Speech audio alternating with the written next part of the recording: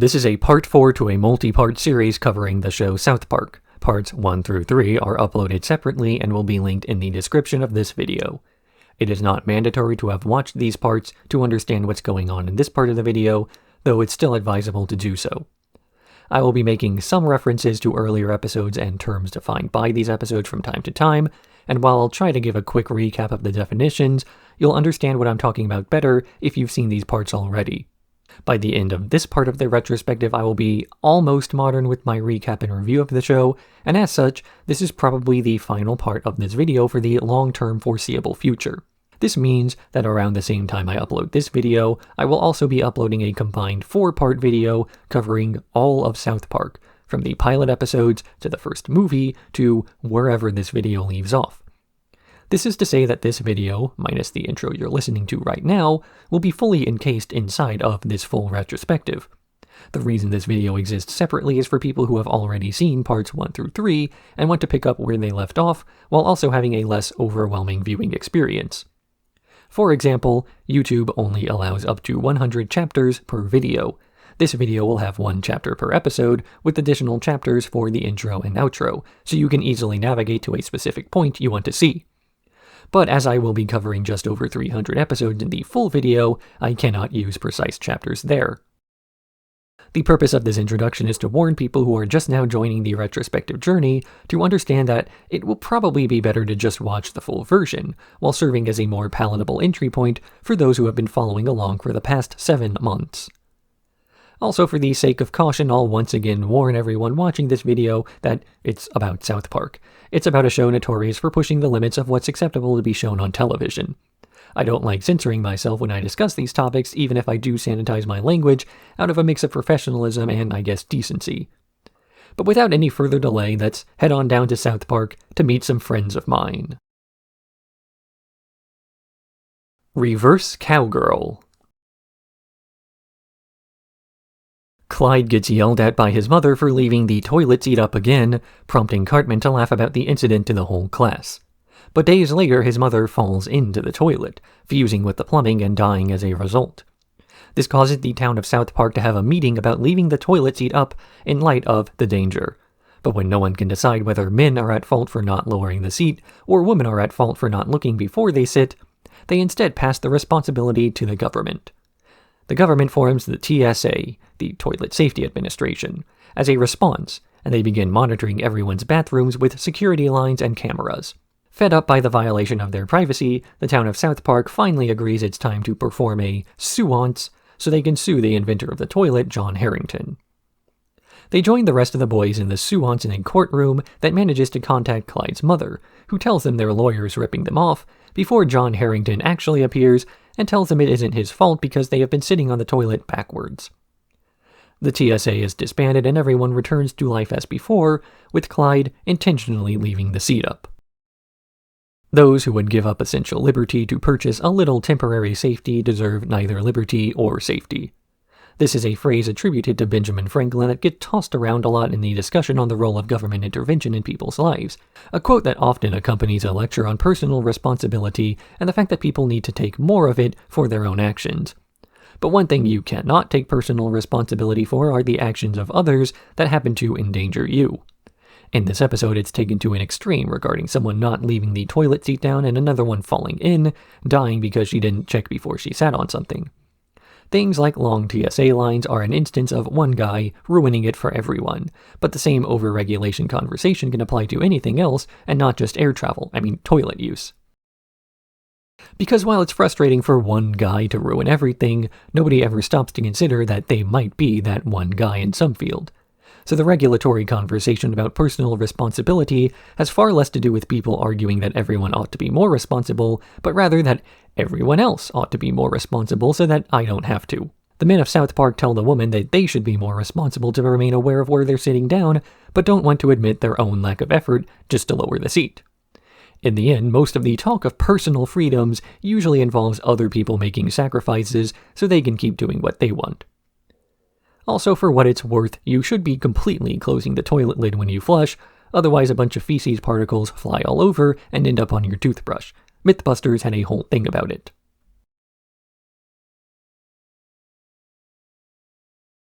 Cash for gold.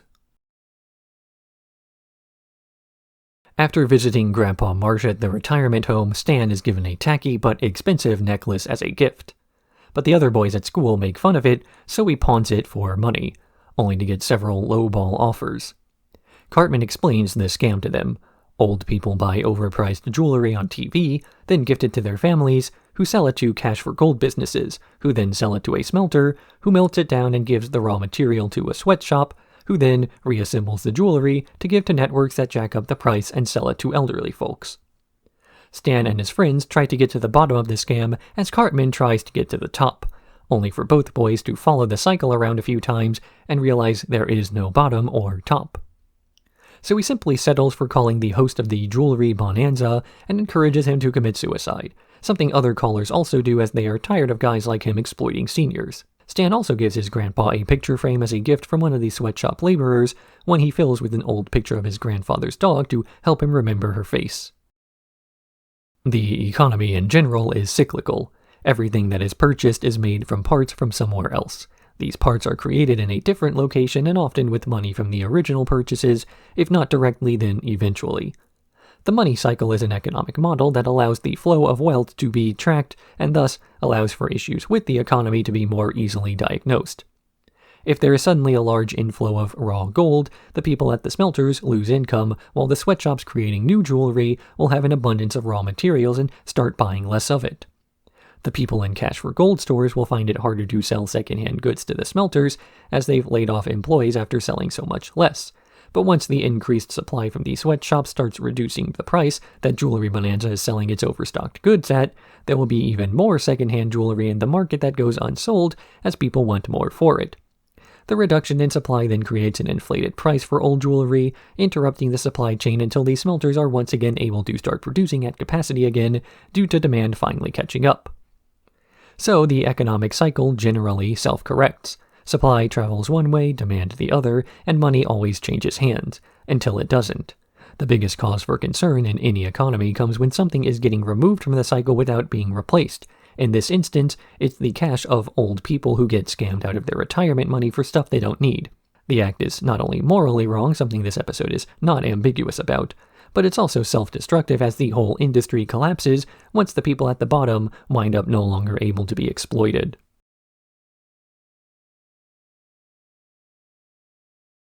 Faith Hilling. The boys plan an elaborate heist involving Faith Hilling at the Republican National Convention, which, if you don't know, is when you complain about Obama in front of a bunch of conservatives. In spite of some warnings about the dangers of memeing, like getting hit by a train, the boys are still excited to find out they made the paper, only to learn the article was critical of them because Faith Hilling is passé. They find out the new meme is Taylor Swifting, only for that to change to O Long Johnson, and changing faster than they can keep track of. Cartman and Kyle keep trying to Faith Hill in various places, though Kenny and Stan chase the newer trends, like cat breading, a meme where cats put bread on their heads that the species came up with on its own. In light of the evolution of the species, the next Republican National Convention involves the O Long Johnson cat as they discuss the future between the two races vying for dominance over the planet, only for Cartman to rush the stage, ready to chase the newest trend, but he's tired of following trends and goes back to Faith Hilling once more, even singing a song that gets everyone to sing along with him in a meme known as pandering. The issue with trying to make an episode about memes is the fact that the landscape of memes changes so rapidly that by the time the episode airs, even with South Park's rapid release schedule, the memes featured are already out of date. But while the memes themselves might change, what doesn't change is the media reaction to these. From baseless fear-mongering to people arguing over what's considered out of style versus what's a retro throwback. There are always going to be some people trying to make a story out of someone planking while drunk and falling over, and rather than more sensibly blaming the alcohol, they blame the trend itself. So South Park can make a timeless episode about something that's anything but timeless, not by chasing trends, but by looking at what does not need to be chased, like the news, and cats. What also stays consistent with these memes is the people who really only bother with them because they are in right now, less interested in the punchline than who they're telling the punchline to. At the end of the day, this is just pandering, but it's not like pandering is inherently wrong. Trying to tell a joke to your friends you think they'd like could be considered pandering. Making an episode of a TV show that references recent memes can be pandering. Talking about memes in a metatextual context, believe it or not, still pandering. In fact, if you create any work of art with a specific audience in mind, even yourself, you are still pandering. It's one of those buzzwords that gets thrown around to the point that it has no real meaning anymore, so why not throw it around ironically, because that too is pandering.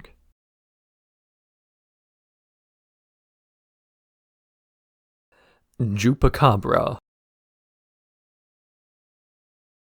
Cartman starts warning all the other kids in line to register for the Easter egg hunt about the Jewpacabra, a Jewish monster who attacks children when Passover and Easter are on the same day.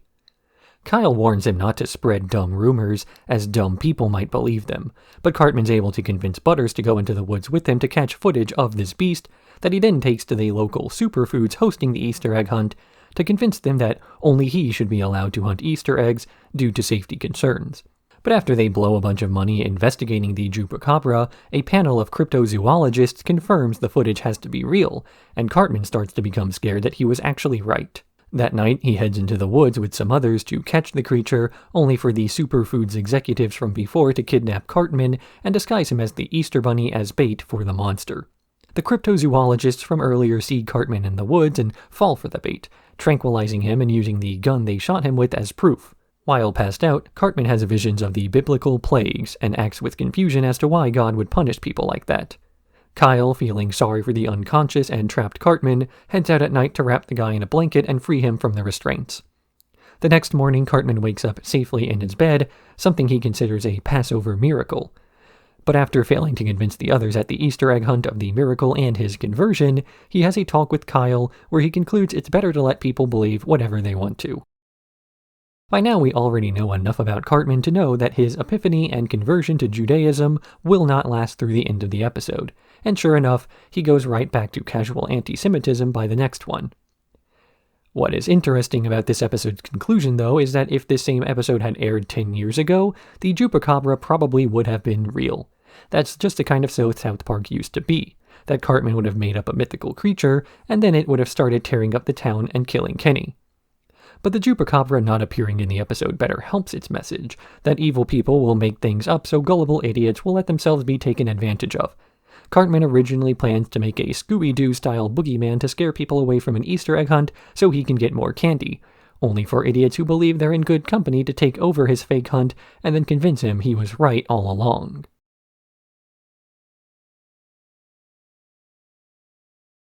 Butterballs. After noticing Butters getting bullied with no recourse for it, Stan decides that he wants to stop bullying across America, calling a company over to help them on an anti-bullying campaign. They send over a spokesman, Bucky Bailey, who gives them the idea to film a student video directed by Stan. As Stan is directing this video, he starts to receive more and more praise from everyone but Kyle, who warns him that if he keeps feeding his ego, he'll wind up naked in San Diego. Nor Butters, who dislikes he's becoming the face of the bullied student population because he just wants to be left alone to ignore the constant harassment of his grandmother. But Stan keeps pushing him to do more and more campaigning, eventually bringing him to Dr. Oz to discuss his trauma, where he snaps and beats up the guy playing a doctor. This causes America to turn against Stan's anti-bullying campaign, with the whole production being shut down after Jesus bullies the publisher into compliance. After returning home, Butters confronts his grandma, saying he finally stood up for himself, but he didn't feel any better, and he understands how she feels, more empty and lonely than anything. Meanwhile, as the school turns against Stan because he made them look bad, he decides the only thing to do is to head on down to San Diego and start jacking it. Stan's story, including the hyper-specific ending, is a reference to the Kony 2012 campaign, an attempt by the charity group Invisible Children to call attention to Joseph Kony, leader of a Ugandan terrorist group, while calling for him to be brought to the International Criminal Court. This campaign created a video that wound up being the first YouTube video in history to get to 1 million likes, the fastest growing viral video at the time. This unprecedented popularity brought with Well, the internet, and the increased scrutiny led to Jason Russell, the co-founder of Invisible Children, to have a psychotic breakdown due to accusations that he only made the campaign out of self-interest to sell merchandise. This episode has a running gag of various characters stopping one another in the school bathroom to make threats of compliance to the other party, culminating in Jesus himself threatening an executive not to show a video because it exploited Butters. This sends the same message that Butters explains to his grandma at the end of the episode, that bullies and bullying is not some isolated event that only occurs in schools, but is rather something that starts at a societal level and exists in schools as a result of that. People will try to bully others to get their way all the time, whether it's insults in a workplace or threats from a government. So while it's idealistic to end all bullying, at least understanding that this sort of behavior exists everywhere can prepare kids to start realizing that it has nothing to do with them as victims, and some people are just dicks.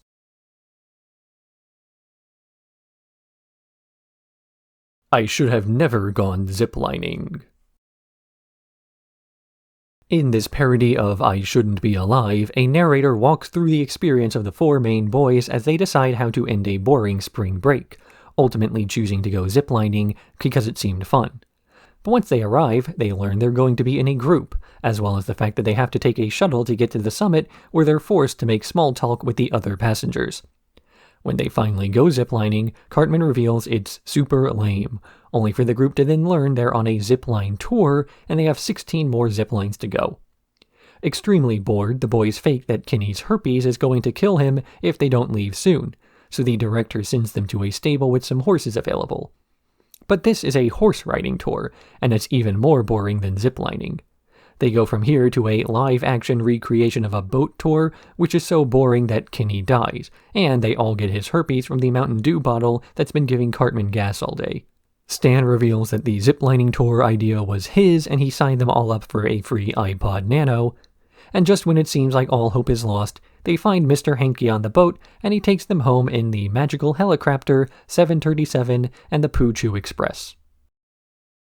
A controversial episode, not for anything it says, but the general tone and structure being something that not everyone found humor in. This episode is a pastiche of reality shows that try to build up tension in real stories that maybe only have one or two really intense aspects, with the rest of the episode filled with over-the-top effects and an attempt to create fear from a scriptwriter adding suspense to nothing. It's a direct parody of Animal Planet's I Shouldn't Be Alive, to the point of even having the same narrator from that show on this one. The real source of the controversy in this episode was a stroke of genius or maybe a stroke of another sort. That comes from potentially misunderstanding the parody aspect. They parodied a lame TV show and they did it so well, the episode itself was lame for the same reasons.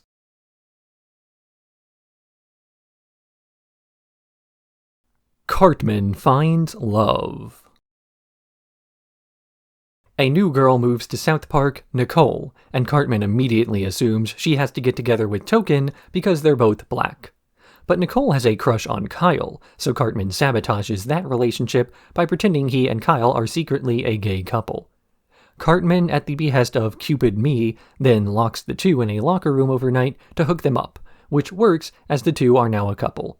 But Nicole's parents are unsure about her dating a black boy, saying that the two don't have to be together just because of their race.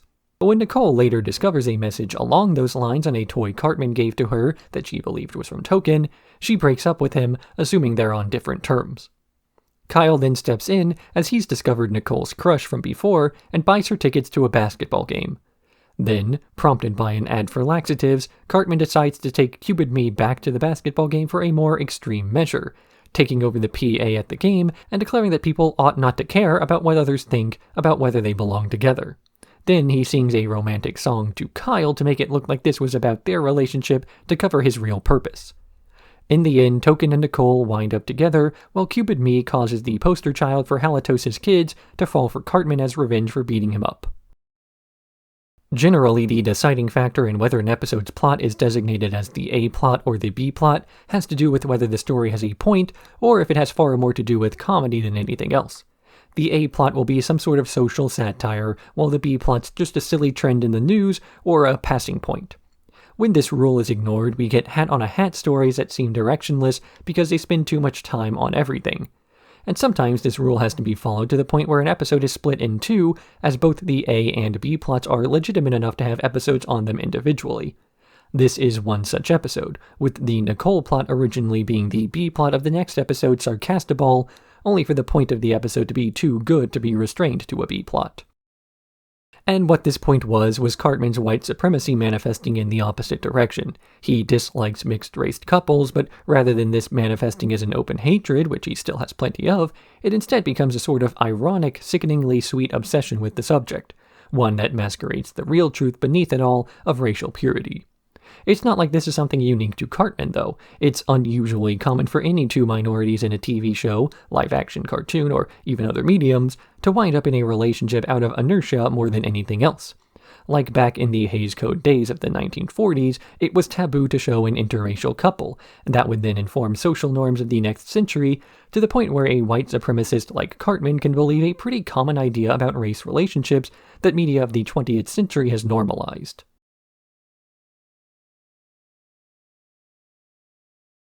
Sarcastaball. In light of a new kickoff rule designed to reduce concussions, Randy sarcastically suggests that they change football to be safer with changes like wearing bras and tinfoil hats while competing over a balloon by complimenting each other, dubbing this new game Sarcastaball. As the others can't tell whether he's being sarcastic or not, they make this new sport official and put him in charge of coaching. But now the kids are confused about the rules and plan to give up until Butters rallies them to keep playing as it's a sport he's finally good at. When Cartman struggles with being nice to other people, Butters uses a literal version of his inner creamy goodness metaphor and offers Cartman all of his nocturnal emissions, which he keeps in jars. With Butters' creamy goo on their side, the boys start playing better and better Sarcastaball, all while Randy is put in charge of coaching Sarcastaball professionally, something he replies to with his usual sarcasm. But Sharon notices that playing so much Sarcastaball has damaged Randy's brain to the point where he can't stop being sarcastic. This health scare causes him to pull his kids out of the sport, but he can't stop being sarcastic when explaining why Sarcastaball is bad, as well as the kids not actually hating the sport and accusing him of being so jaded that he can't understand why people would find joy in things. What does get the sport shut down, though, is when Randy learns that the creamy goo everyone's been drinking is Butters' cum, and he gets grounded. Irony poisoning is when people become so afraid of genuine forms of expression that they stop allowing themselves to have fun at the risk of being called cringe, and it usually results in a different breaking point where people are so sick of not enjoying stuff that they stop associating with rage baiters, who then become isolated to the point that normal people can have fun again. It's like a predator and prey relationship in the wild, where the sarcastic make fun of everything until people having fun are the minority. Then sarcastic folks realize there's no one to make fun of, so they reach for more and more irrelevant things to argue over, and then people realize they don't actually stand for anything, so they start enjoying things again.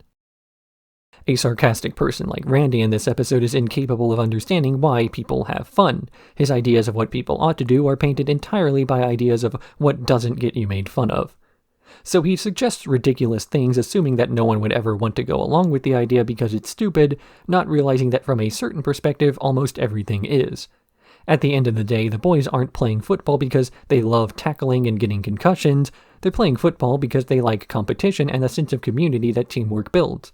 Both of these things are still present in Sarcastaball, so they like the game even though no one gets hurt, because why would you make the number of injuries in a sport your be-all metric for its quality?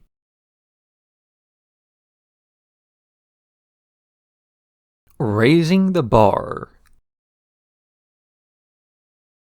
After seeing the mobility scooters at Walmart, Cartman has an epiphany to get a rascal himself and ride it around to cut lines and sue any store with narrow doorways. Kyle is disgusted by this behavior and, at Token's behest, he films a documentary of Cartman's problems by following him around with the camera. But when this film airs, he learns that Token edited it to a lowbrow comedy called Fatty Poo Poo, making it look like Kyle was in on it. When Cartman discovers the show's existence, he's furious, until learning that it lost to Honey Boo Boo in the ratings, and then his anger is redirected towards her show.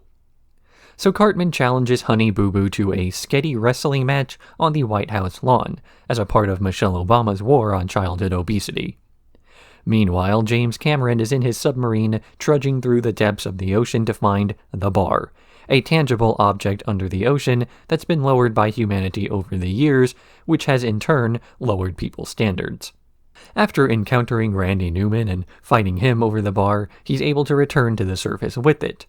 Back at the sketty wrestling, people start to collectively realize they don't like what entertainment has come to, and they begin to walk away, with Michelle Obama vowing to fight childhood obesity by beating up Eric Cartman. The metric for whether a disability is properly treated as a disability is effectively the cutoff where a person would rather not be disabled than have the accommodations. Accommodations are meant to make people's lives a bit easier, but not meant to make their lives better than other people's, not that this should really be an issue in the first place. It's not as though people see the disabled as enviable because they get to travel to the front of lines or park closer. This is only an issue that comes up in the first place because of bad faith actors thinking that way. Because the best way to get the best of both worlds is to just fake it. But this starts to raise ethical questions, not ethical questions regarding the ethics of faking a disability for special treatment, but rather the ethics of trying to figure out who is faking it. It's not ambiguous that there should be some sort of screening to ensure that the people we give extra respect to deserve it, but how far do you take these examinations? At what point is the intrusion of the screening worse than the disability itself? What's less ambiguous is when these poor lifestyles start to become glamorized. It's fine for people with disabilities to find some means of feeling better about themselves, but as with the above disability discourse, there's a point where the extra attention causes people to want a diet of nothing but butter and sketty to emulate certain behaviors. South Park posits that all of this is the result of a steady lowering of a bar as people start accepting the very weird folks of society, but ultimately says that others hurting themselves for our entertainment is our own fault. Besides, it's not as though the generation Matt and Trey were a part of didn't idolize the guys like Beavis and Butthead or crew of Jackass.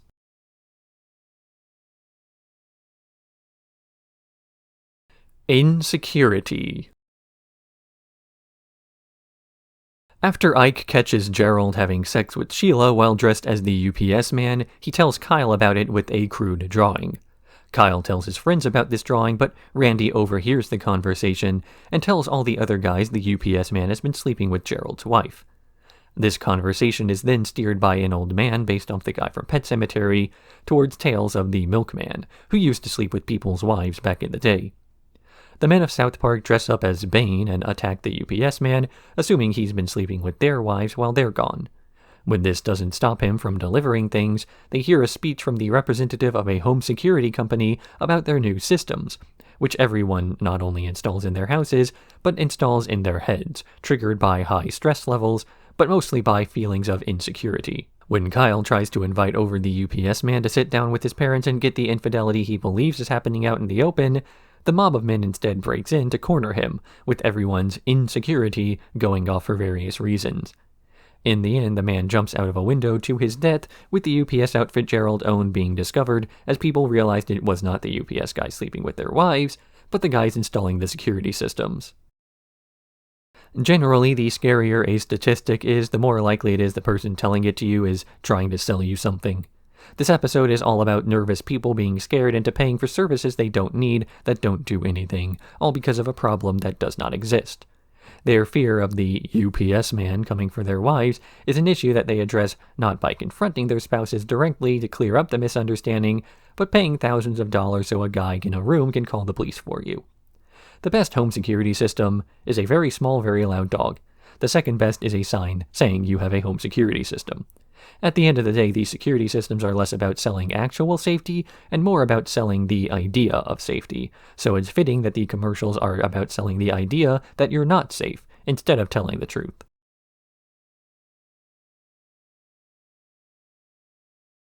Going native. When Butters starts snapping at people and beating up Scott Malkinson, the school calls his parents, who realize he's beginning to yearn for his native homeland, Hawaii. As the airline won't accept him due to his behavior, Kenny is sent over to assist him as he's the one Butters hates the least. They arrive for Butters' Hapa Noa ceremony, hosted by the other native Hawaiians, though this is interrupted by news that the Mahalo rewards card is being discontinued, prompting an all-out war against tourists that Butters assists in by taking out a cruise ship with the golf ball. The natives prepare to continue defending their island by kicking out Kenny unless he can perform an Opai Kaka ceremony, resulting in him falling off of a waterfall. Their defense starts to go poorly in spite of Butters' leadership due to the natives running out of mixers for their chi-chis. But before they surrender, Kenny returns with a paddleboard full of vodka he discovered in the ruins of Cocoa Palms. Newly invigorated by liquor, they're able to drive off the tourists and Butters can complete his Hapanoa alongside Kenny, learning that Ben Affleck isn't married to Jennifer Lopez anymore, and causing Butters to calm down because he's not as jealous of the guy. And the entire running gag of this episode is the fact that all of the natives of Hawaii presented are actually tourists who just visit a lot. The tourists they're fighting off are just people who have been there slightly less long than they have, giving the older white natives someone to look down upon. This is not just an allegory for the undeserved egos of tourists, but it represents anyone who acts superior based on the location, while looking down on people who are in the same position they just left.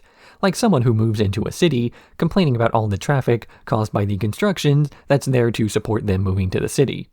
Or more specifically, the people who just learned local customs, who look down on the people who haven't learned yet. The act of exiting the out group immediately causing them to feel superior to that one. Because people love to talk about the ins versus the outs, or the us's versus the thems, and they never consider that they could be a them, or even used to be a them.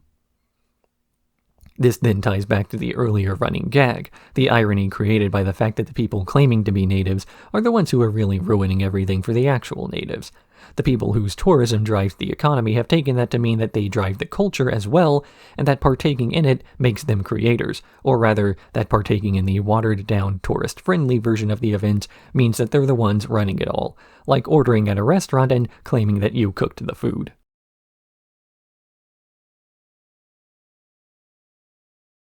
A Nightmare on Facetime. Randy announces his new money-making scheme, buying an old Blockbuster for cheap. In spite of his family's warnings that the business won't succeed due to the ease of online streaming, Randy insists that they all work there and that the money will come in at any moment, all while hallucinating out-of-time ghosts. Meanwhile, Stan is trying to prepare for a Halloween costume party, only to be unable to leave the store. So he instead FaceTimes Kyle's tablet so he can appear alongside his friends in their Avengers costumes. But when they notice a store being robbed, they decide to be true to their costumes and stop the robbery, only to chicken out when they see how many men are there. But Stan, on the tablet, is left behind and interrogated, overhearing that the men plan on attacking the costume contest to silence the kids who saw them mid-robbery. He's rescued from a field they dumped the device in, and then talks to the police about the raid on the Monster Mash. But while there, Randy takes Stan's iPad and begins threatening people who believe he's a Gangnam Style monster. In the end, the men are caught and Shelley burns down the Blockbuster after Randy tries recreating The Shining and killing them all, with the family getting an insurance payout as Randy pouts in the ice.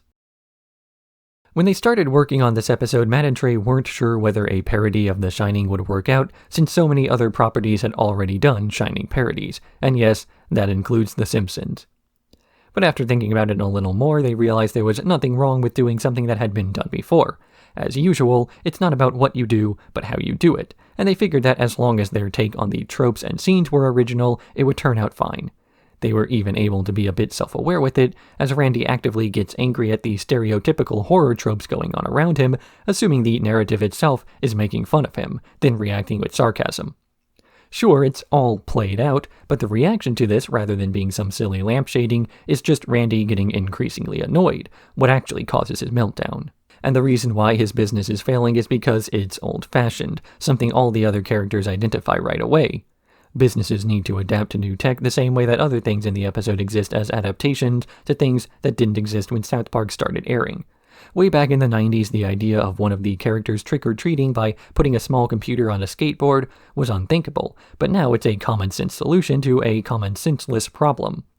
Though it's probably worth mentioning that Blockbuster did try to adapt to new technology already, siding with Blu-ray over HD DVD, and even trying to compete with Netflix directly through their Total Access plan, only to reject that for not being profitable enough in the short term.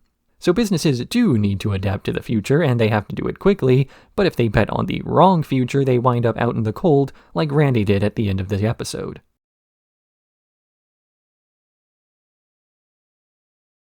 A Scause for applause. In light of a story on Jesus' doping, the people of South Park remove wristbands hoping to separate themselves from the Christ and his dope, all except Stan, who still holds out some hope. He dons his old Scause as he's bold and defiant, enough to grow into a media giant. His actions inspire the farmers up north, although Stan cannot locate this country, of course. But when they all learn of a cut and some glue, they learn that his boldness was all a big fluke. So Jesus and Stan set out to find blackmail of the French-Swedish auteur of Scauses that fail. But they realize the truth that although he talks funny, the real crime was done by a man for some money. So Jesus pulls out the dope he didn't use, takes a spoonful and grows to a monstrous hue. He goes to the factory the con man calls home, and he renders unto Caesar like he did back in Rome. With the Scauses all gone, Jesus gathers the schmucks, and he tells the whole crowd that I don't have to do the Dr. Seuss rhyming thing anymore. This episode's bait and switch opening makes it appear as though it's going to be about Lance Armstrong when it turned out to be about Jesus instead, though the general plot of the episode winds up as normal, with people wondering who they can possibly take inspiration from now. The arguments about the legitimacy of an idol come down to two opposing sides not understanding the other. One group of people looked up to the man, while other people looked up to the idea of the man. Much in the same way that people either look up to Jesus and thus follow his teachings, or the idea of Jesus and thus follow whatever the hell they want to do in claiming Jesus said it was okay. So one group is defending the actions of a man and accusing those who defend the idea of the man of ignoring the truth, while those defending the idea of the man accuse those of discussing his actions of missing the point. As is typical for South Park, though, both sides are called wrong. The real point of these causes was never about doing the right thing or being a good person. The people behind the causes only fell in with the crowd out of a performative attempt to fit in and appear like a good person, all without the effort of having to be one. The people at the top did so out of an interest of promoting a brand, not because they cared about what they were supposed to. Part of the reason why, when they're discovered to be frauds, they don't seem to understand what they did wrong. It was never about anything but themselves, and it still is, so why are people mad? The real moral of the story is always to be skeptical of a person trying to sell you something. Man, if an ad plays immediately after this sentence, that would be hilarious.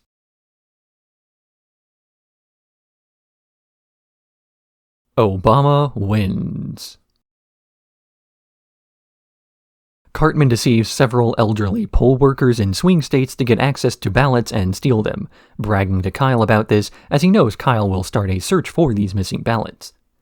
The kids find out that Butters knows about the voter fraud, and they try interrogating him, though he swallows an almond M&M to swell up his throat enough not to speak.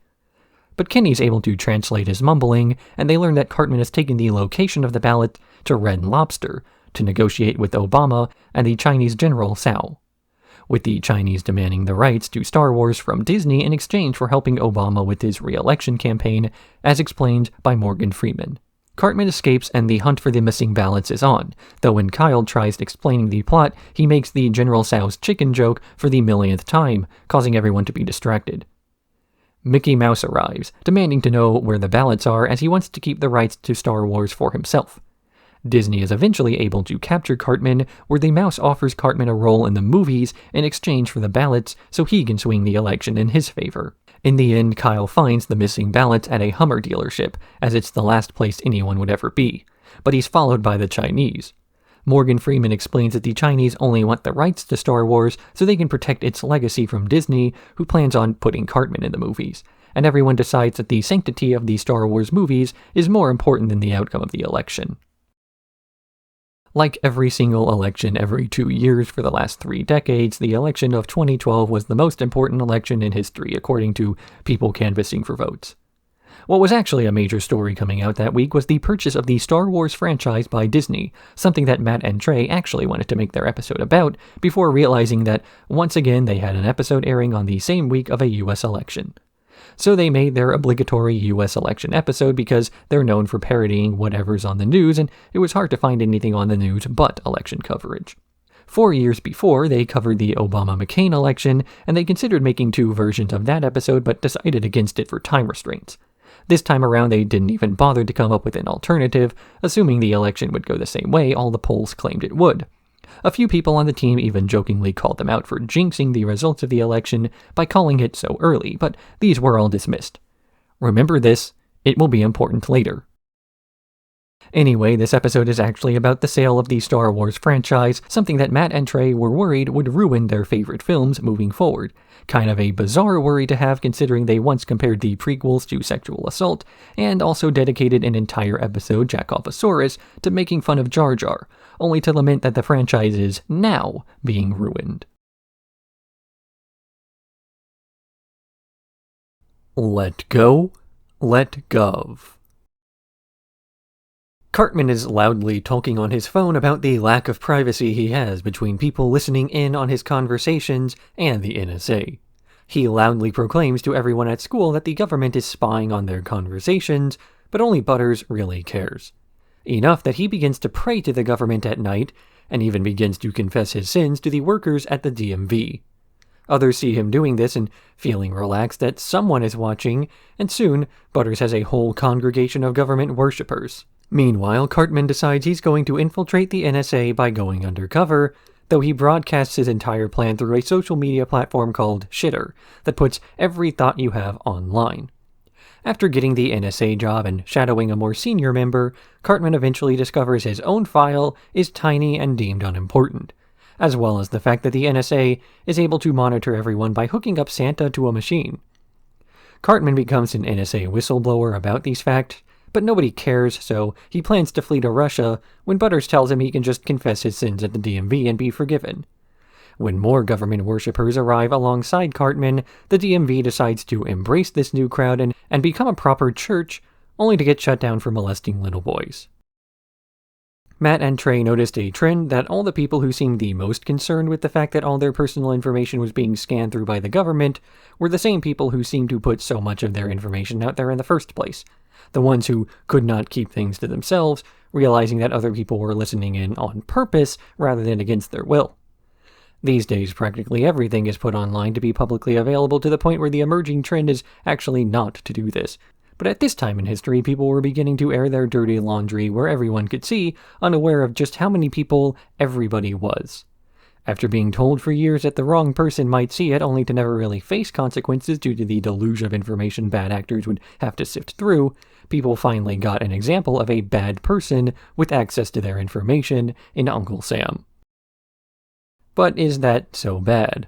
The general reaction to the whistleblowing regarding the NSA having access to everyone's information was an overwhelming, Most people really didn't care that the government had access to this info, while the less informed were actively happy about it, assuming that the propaganda about all these invasions of privacy being for their own good was true.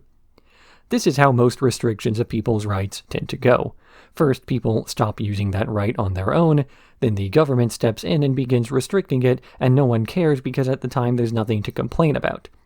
So long as it stays that way, most people won't even notice, but there's always the chance that something you take for granted today winds up being made illegal down the line. For example, a picture of J.D. Vance where his head is photoshopped to look like Humpty Dumpty. But once people start getting jailed for that, it's too late to start caring.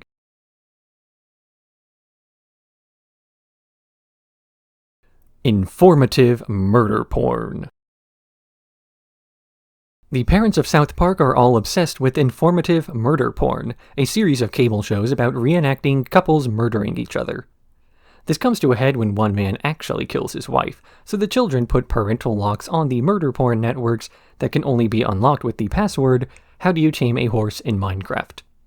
As the parents cannot get around these locks, they ask a boy, Corey Lanskin, to teach them to play Minecraft so they can watch their murder porn again. Once they get around this, the children realize the parents are not only still watching murder porn, but griefing their Minecraft servers as well. So the kids go to the cable company to get these channels removed, though the cable guys are too obsessed with inconveniencing their customers to be any help. That is, until they realize that the parents would be inconvenienced by the murder porn channels being taken away, so they agree. In the end, Randy and Sharon start arguing over the lack of romance in their relationship, only to rekindle it by killing each other in Minecraft.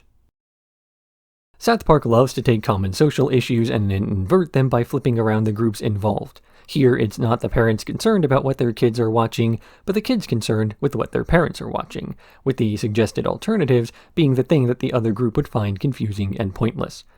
In the real world, adults might find Minecraft to be a game with no point or objective, and then hear stories kids tell about killing each other to mean that there's some inherent violence. all this happening as the adults watch programming they consider educational when it's just a bunch of people reenacting murders but trying to make them look hot. So the kids are the ones who don't get what their parents are doing, and they lock the activity behind knowledge of Minecraft, a harmless game about building forts and placing blocks. Of course, at the end of the day, the children's fears aren't so much assuaged as they are made irrelevant. The adults wind up addicted to Minecraft where they kill each other for fun, the revelation being that the adults were not addicted to informative murder porn for the porn, but the murder. And violence is something so ever-present in society that people are going to get their fix from something no matter what. If they're really sick enough to reenact what they see on TV, there's no way to possibly get rid of every temptation because they'll just turn a game about exploring and punching trees into an outlet for their desires. So don't blame the TV, don't blame video games, blame the person.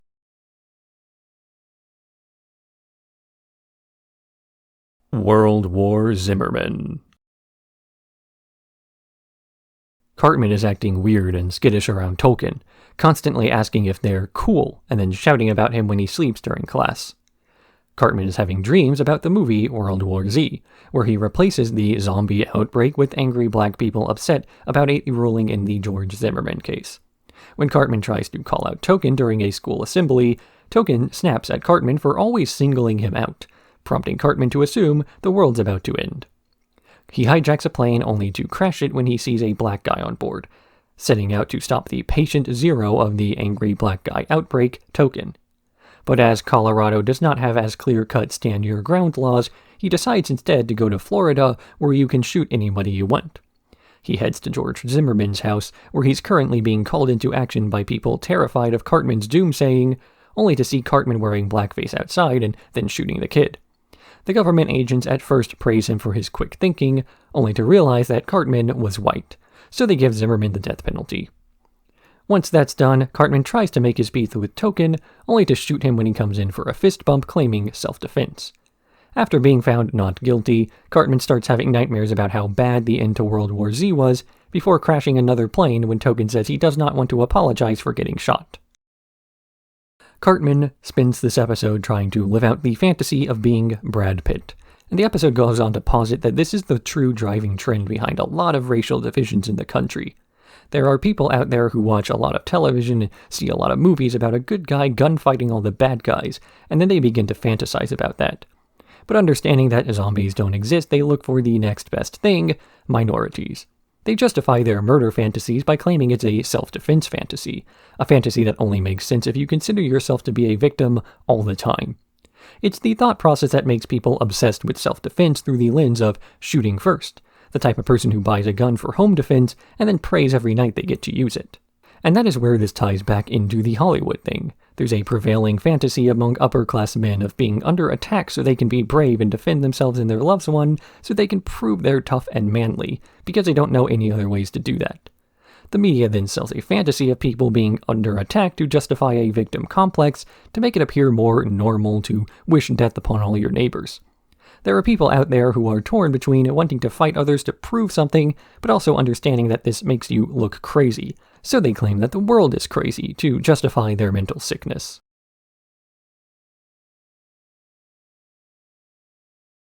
Goth Kids 3: Dawn of the Posers. In an episode focusing on the goth kids of South Park Elementary, Henrietta's parents send her to a camp for troubled teens, where she gets put into a room with a plant, returning not as a goth kid, but emo. The other goths try to find help for her, but cannot convince anybody that goths and emos are any different, so they ask the vamp kids for help despite being sworn enemies. The vamp kids have a plan to summon the original vamp, Edgar Allan Poe, to help them, but he mostly calls them all posers and says they don't understand him, and also that his name is now Nightpain. When the goth leader Michael is sent to the troubled teens camp, they decide they must rescue him, but they discover Michael tied to a chair inside of a greenhouse where a bunch of plants are shaking at him to turn him emo, while the greenhouse keeper tells him not to resist. The youngest of the goths, Ferkel, reveals himself as an emo traitor and sabotages the operation to turn them all into emos. But when Nightpain is finally convinced to help for real, he learns that the plants were just regular ficus inside of vibrating pots. The plants all start to shout, asking if they're scared. When the greenhouse keeper says he is, a bunch of camera crews come out from behind the plants, revealing it was a prank as a part of a TV show. In the end, the Goths return to Henrietta, pretending that they burned the emo plants to spare her the embarrassment of realizing that nothing actually happened. After years and years of making their deadlines within 6 days, South Park Studios finally failed to hit one due to a massive power outage that hit while they were working, though in their own words, they felt a bit relieved once they realized they had a proper excuse as their episode was taking longer than usual anyway. They even joke about how thankful they are there's a police report confirming it wasn't one of them intentionally ramming a substation just to buy some extra time because they benefited so much. The episode itself is more or less as important in the meta-narrative as the straightforward plot. The entire ordeal was just a prank by a TV show and it had no deeper meaning. We've seen before that the Goth kids are a group who bond over the fact that they call everyone else posers, to cover up the fact that they themselves believe in so little that they don't even believe in themselves. And if a network TV prank was enough to convert them, this only confirms the fact.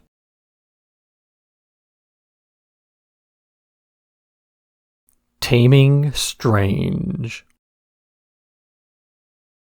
Mr. Mackey is revealing the school's new IntelliLink system to the students, but the system is buggy and it keeps affecting things it shouldn't. Meanwhile, Ike has begun Canadian puberty, with the Canadian Minister of Health having a pre-recorded video to help that devolves into the man questioning why his wife queefed in his face. To try to calm down the hyper-aggressive Ike, Kyle takes him to a Yo Gabba Gabba concert in spite of the difficulties the IntelliLink system gives him in taking time off school. But during this concert, Ike goes on stage and attempts to tame Fufa's Strange, which gets him in trouble while convincing Fufa that she needs to be more adult so she isn't stuck performing for kids. Kyle gets a call from the Canadian Health Minister as he is trying to ensure every Canadian is happy with their coverage, where Kyle learns that the IntelliLink system mixed up Ike's laxatives with Tom Brady's hormones. The Canadian Health Minister realizes that his marital problems were stemming from stress from IntelliLink's problems, while Mr. Mackey finally upgrades the school system to a package where they tear out all the panels and replace them with a clipboard. Kyle and the rest of the Yo Gabba Gabba characters confront Fufa before she's about to put on an adult performance, trying to stop her from growing up too fast. And while Kyle's able to convince Ike to let puberty happen naturally, Fufa still goes out to show off her Strange. This episode was originally about Crestron Home Systems, a smart home system you could install in your house that the showrunner said that they had had problems with in the past. But then they were concerned that such a subject might be unrelatable as just a rich guy problem. Then around the same time, a partial government shutdown caused the launch of the healthcare.gov website to be buggy and unresponsive, so they shifted the episode to be about that instead, to make it something that their audience could relate to. What was less relatable, though, were the parodies of Yo Gabba Gabba, actually meant to reflect Miley Cyrus's recent MTV appearance where the former child star, as in former child, not former star, had done a sexually suggestive show to try to step away from the more sanitized image she had before. And of course, all of this was overshadowed in production by the Canadian Fancy Friend character, who offers advice and cigar smoke to the Canadian Minister of Health. The end result is an episode that is a mess of accidental social commentary made by people who were too focused on rich guy stuff to care or be affected, references to pop culture that were made without knowing what they were referencing, and several competing plot lines, none of which won out in the end.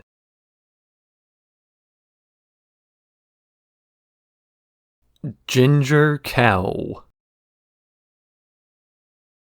Cartman shows off a ginger cow to the rest of his classmates, something he made as a prank, though he insists it's real. Word of this ginger cow spreads around the world, reaching several foreign countries whose newscasters react with seppuku and the like. As it turns out, the 3 big Abrahamic religions all have a prophecy about a ginger cow that heralds the end times. When all 3 groups' leaders arrive to worship at once, they are forced into a meeting over how to handle the end of times, when they realize that perhaps the end was really the end of war and conflict. They all gather in Israel for a Van Halen concert, where peace in the Middle East is finally declared, only for Cartman to have a change of heart about revealing the truth, saying he'll keep it a secret if Kyle follows him around smelling his farts. Kyle agrees to this, convincing himself that he's actually a martyr for a great cause. But when Cartman is being recognized for discovering the ginger cow, Stan learns the truth, only to learn the rest of the details, then corroborate Cartman's story, But this causes the Middle East to erupt into chaos again, because the real prophecy was not about a ginger cow, but about a fat boy with a small penis trying to convince people about a ginger cow. In the end, Kyle realizes that he spent the whole episode smelling farts for no reason. Kyle's act of self-sacrifice is viewed as being totally pointless, as he justified continued abuse from Cartman as something inevitable, without considering a single alternative. For one, the world's religious leaders didn't put their differences aside because of the cow, but because they came to that conclusion on their own while they were gathered to discuss it. What was supposed to be a herald of the capital E end was instead reinterpreted to be a positive message, meaning that the ginger cow is even recognized as a symbol rather than something concrete. Kyle, knowing this, could have just told Cartman that no one would believe him, or that the people, now accepting peace, wouldn't throw it away like that because of something some fat kid claimed to do. These ideas aren't really debated, though, as South Park is a comedy, meaning that the meaning behind the conclusion is totally ignored in favor of the facts of the conclusion. There is no consideration that if people can put their differences aside for a kid's prank, then there wasn't really a huge barrier to stopping the conflict after all, other than the fact that some people just want fights. So after everything goes to hell after a lie is corroborated, with the moral of the story not really existing other than a criticism of the moral failing that Kyle had for assuming that a pointless self-sacrifice made him better than other people. A general criticism of every restrictive religion and the followers who claim moral superiority for doing something that benefits nobody, or in this case, smelling farts.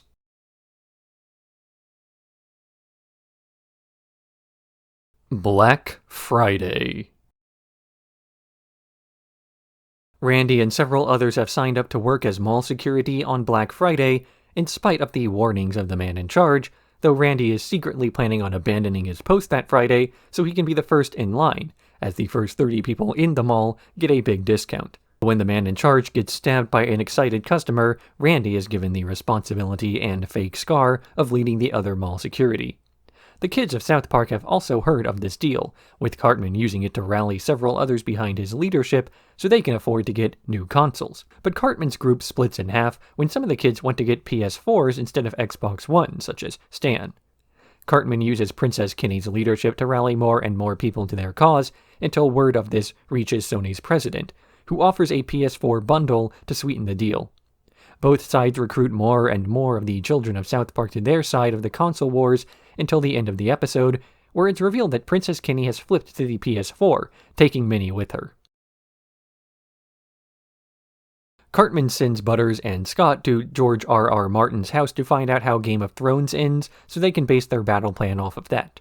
But while there, Scott's blood sugar gets low, and George keeps delaying instead of delivering the pizzas he's promised.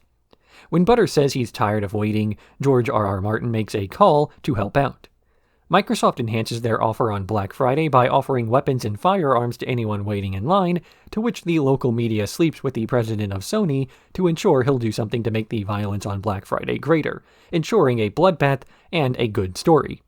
So the CEO of Sony approaches Princess Kenny's camp, learning she broke off of the Xbox fandom as Cartman would not let her be a princess because only he could be royalty, and Kenny is offered a tiara, making her a real princess in the end.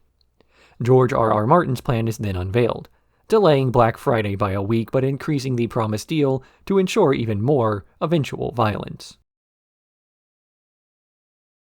Now that Kenny is a princess, he begins to turn the tide of the console wars, stopping blockades of PS4 shipments and rallying more people onto Sony's side.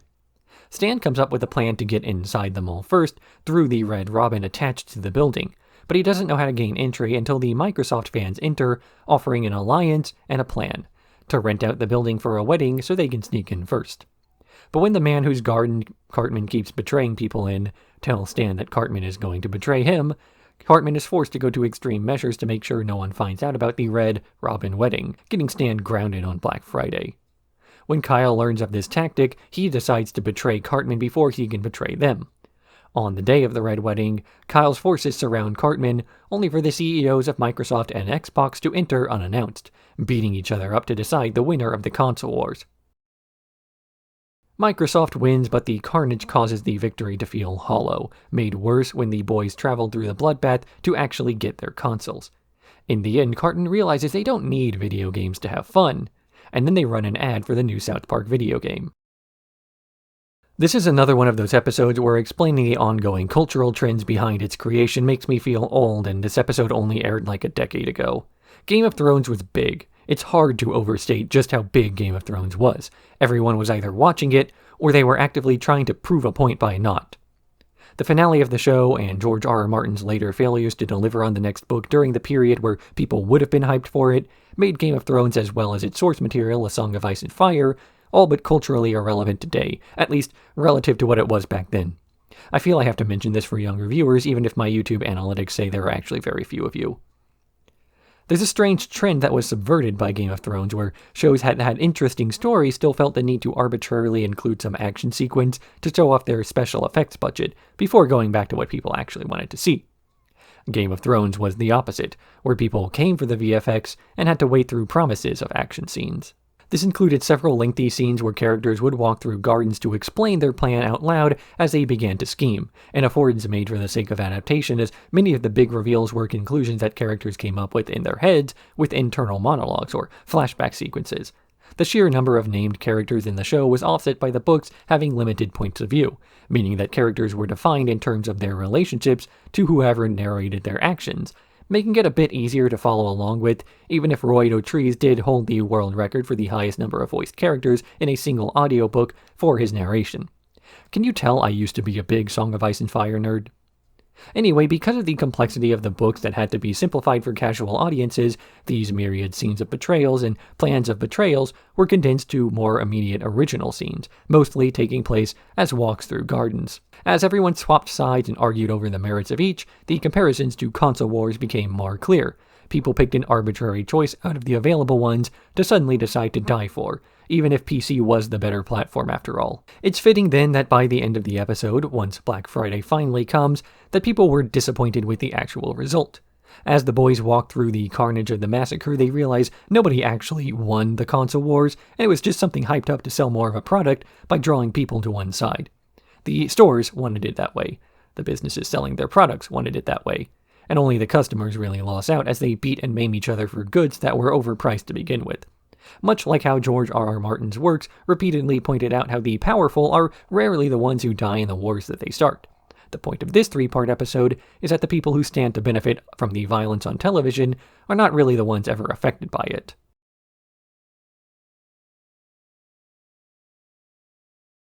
The Hobbit. Lisa Berger asks out Butters but gets rejected for being too ugly, with Butters saying he prefers girls like Kim Kardashian. Wendy claims that all of her photos are photoshopped and that in real life she looks like a hobbit. And to prove it, she photoshops a picture of Lisa to be more attractive. But rather than learning a lesson, Butters instead starts to date Lisa, showing the photoshopped picture off instead of the actual girl. Wendy tries to convince people that Lisa's not really attractive, but the other girls call her a hater and start photoshopping their pictures as well, until Wendy is the ugly one out due to never using Photoshop. She starts a campaign to have photoshopped pictures labeled as such, but people still just call her a hater. Meanwhile, Aquaman tries to convince people that his wife Kim Kardashian is not a hobbit, though his attempts to explain all his evidence always backfire. Eventually, he admits to Wendy that Kim is a hobbit, but because of Photoshop, she can pretend to be Beyoncé. Wendy then drops her cause and photoshops herself thinner. By this point, explaining the harm that over-airbrushed images can do to a child's self-image is an overplayed point. Even decades before this episode aired, there were concerns over how the generation of girls and boys growing up exposed to beautiful, non-existent people would turn out. And this is to say that, despite it being more or less common knowledge that everything you see on TV and the internet is carefully curated to ensure that it looks just right to present a certain image, people will still fall for these narratives, though. That the guy on the reality show is a hardcore survivalist, even though the mud on his face was applied in a makeup trailer. That the people on red carpets wait to have their photos taken in specific spots because that's where the lighting makes them look the youngest. That the fitness influencer is on steroids and they don't actually take the product they're peddling. That the YouTuber making 13-hour video essays doesn't spend hours of his life editing out the ers and ums and the burpings out of his recordings. There's a lot of burping. It's a depressing point to make, and this episode does not shy away from presenting it that way, but by the end of this plot, Wendy has accepted the role that manipulation plays in our society. If you try to point out that someone is a fraud, not only the person you're pointing the finger at takes offense, but so does everyone else, because deep down, everyone's a fraud. Pretending to be things we're not. So if lying about who you are makes you feel a little bit better about that, there's no inherent harm in that. The only harm occurs when people forget that it's all an act and start to genuinely believe they are the person they're pretending to be, instead of acknowledging it as a form of visualizing who you want to become.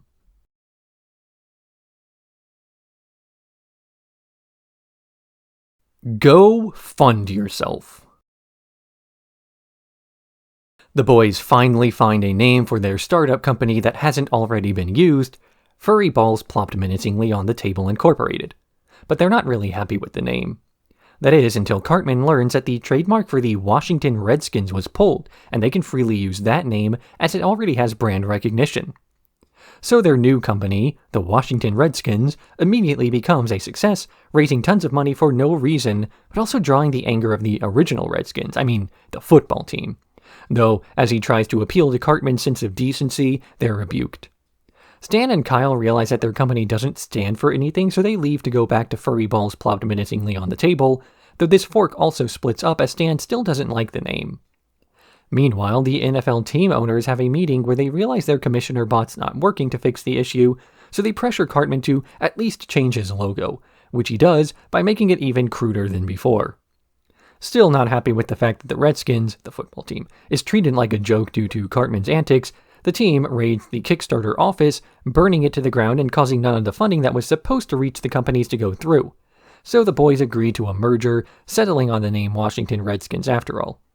But that weekend, when the Redskins fight the Cowboys, the whole team walks out as they can't take their uniforms seriously anymore, leaving just the coach to take the field himself.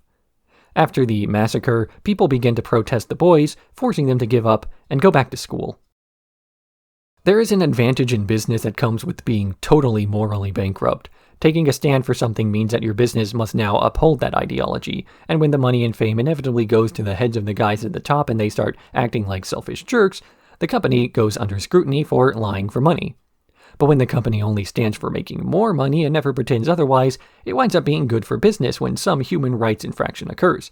It's why a brand being revealed to use slave labor overseas or mistreating its domestic workers rarely actually hurts their stock price. Investors now know that the brand managers are willing to do anything to get them a return on their investment. Human rights and profit have always been at odds with one another. South Park, as usual, shifts the subjects of their satire around a bit to show that some conflicts have nothing to do with the people involved, but the actions that are performed. The Washington Redskins, football team, are treated as the indigenous tribe, as Cartman's company is the corporate entity exploiting and diluting their image for profit. Part of the reason why this is seen as so bad for the group it targets has far less to do with the fact that they've trademarked a slur, and more to do with the total indifference that people have to whether or not this winds up hurting anyone, because it doesn't hurt the brand owners specifically, so they don't care.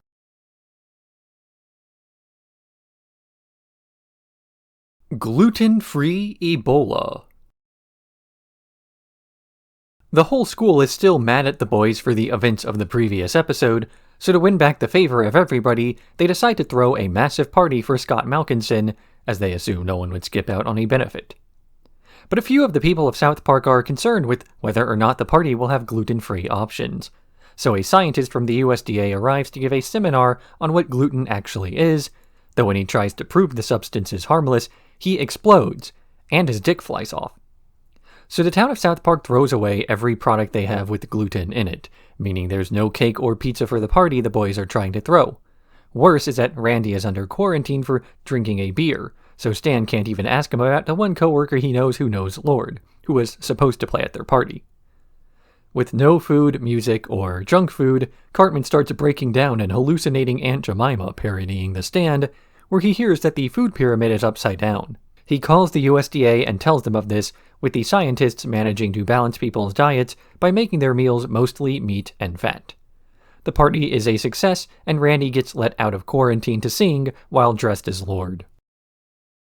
In order to make this episode's portrayal of the gluten-free diet authentic, Matt and Trey had everyone in the office go gluten-free for a few days so they could accurately describe their symptoms and explain what they felt in the episode, and if they needed crab people ending to wrap things up, then so be it. But what they found after a few days was that everyone genuinely felt much less bloated and more energetic, which annoyed them as they'd already mentally prepared to make an episode about fad diets, only to deduce on their own that this was not one of those.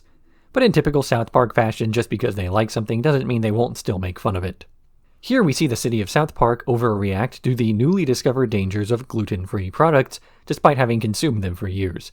Though even this is called into question as previous models of healthy diets were called outdated, for good reason too. It's hardly a secret anymore that the food pyramid that was so pervasive in American schools was less of a guide to healthy eating and more of a guide on how to subsidize American farmers. Americans on average get about half their calories from carbohydrates, far more than most other places in the world, which are typically around a third. This revelation is then treated like a plague has been unleashed on the US, with the overreaction to gluten being treated like an ongoing overreaction to Ebola, a health scare that swept through the US with the scare part being far greater than the health part, ultimately making people wonder if the quarantines and panics were worth it. Remember this, it will be important later.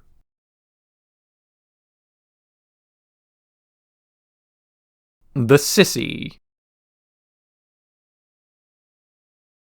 Tired of waiting in line at the boys' bathroom, Cartman dons a bow and enters the girls' bathroom so he won't have to wait. Principal Victoria wants to fight this as she knows Cartman isn't actually transgender as he claims, but Mr. Garrison points out that the media won't know that, and they ought to just let him do what he wants. But the girls of South Park Elementary are upset about the smell of Cartman and demand that something be done about it. So the school decides to make an executive bathroom to keep Cartman separate. This bathroom winds up being far nicer as Cartman designs it himself, so the next day Wendy claims to be Wendell and enters the executive bathroom, making Cartman furious and blaming Stan, who he calls a homosexual, for dating a man. Confused, Stan asks Randy if people can be one way on the outside and a different way on the inside, and Randy confesses what a reporter has been trying to uncover for days, that Lord is actually Randy's alternate ego, something he came up with to avoid a guy who stank up the bathroom at work, but has now become a pop sensation. But when Randy's secret is about to be revealed, he gives up the life only for Sharon to encourage Lord not to give up just because some people don't like her work. Lord returns to making music, the journalist trying to reveal the story gives up, and South Park Elementary lets the kids use whatever bathroom they want to, unless they judge other people, in which case they have to use the cis bathroom, something Stan doesn't actually mind. The previous episode had Randy pretending to be Lord after he claimed that he knew a guy who knew her personally, the implication being that Randy was just making stuff up to sound impressive, only to be called on the lie. But then a journalist from Spin magazine wrote a bizarre piece about how the episode was disrespectful to the artist, having fun at her expense, despite the gag very clearly falling in the category of jokes South Park makes by choosing a random name from the news and not actually featuring anything about them. So to make fun of people who didn't get the joke from last episode, Randy becomes Lord full-time instead of as a running gag, with the man investigating her real identity with the intent of bringing it up over and over. Of course, this sort of mudslinging about celebrities is looked down upon by, quote, normal people who really don't care about the intimate details of the lives of strangers. This is played with by putting it alongside a story about cisgendered people versus others, who use public restrooms that some believe they don't belong in.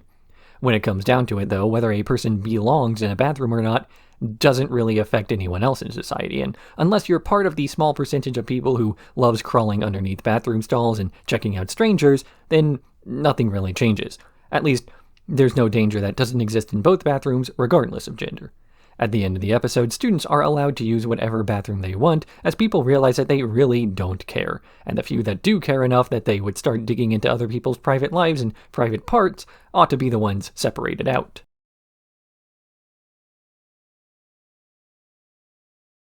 Handicar. Timmy has started a new business, Handicar, where he drives people around South Park in his wheelchair. But the taxi drivers are upset that they're losing business, and Nathan is upset that Timmy's raising money for summer camp because he hates going. So Nathan works with the cab drivers to sabotage Handicar, to no success because they tried to break his legs, as more and more people of South Park begin to drive for Handicar. So Nathan tries to prove Handicar is a bad service by working with Tesla to restart the wacky races, with many different forms of the future of transportation racing to see who's the best.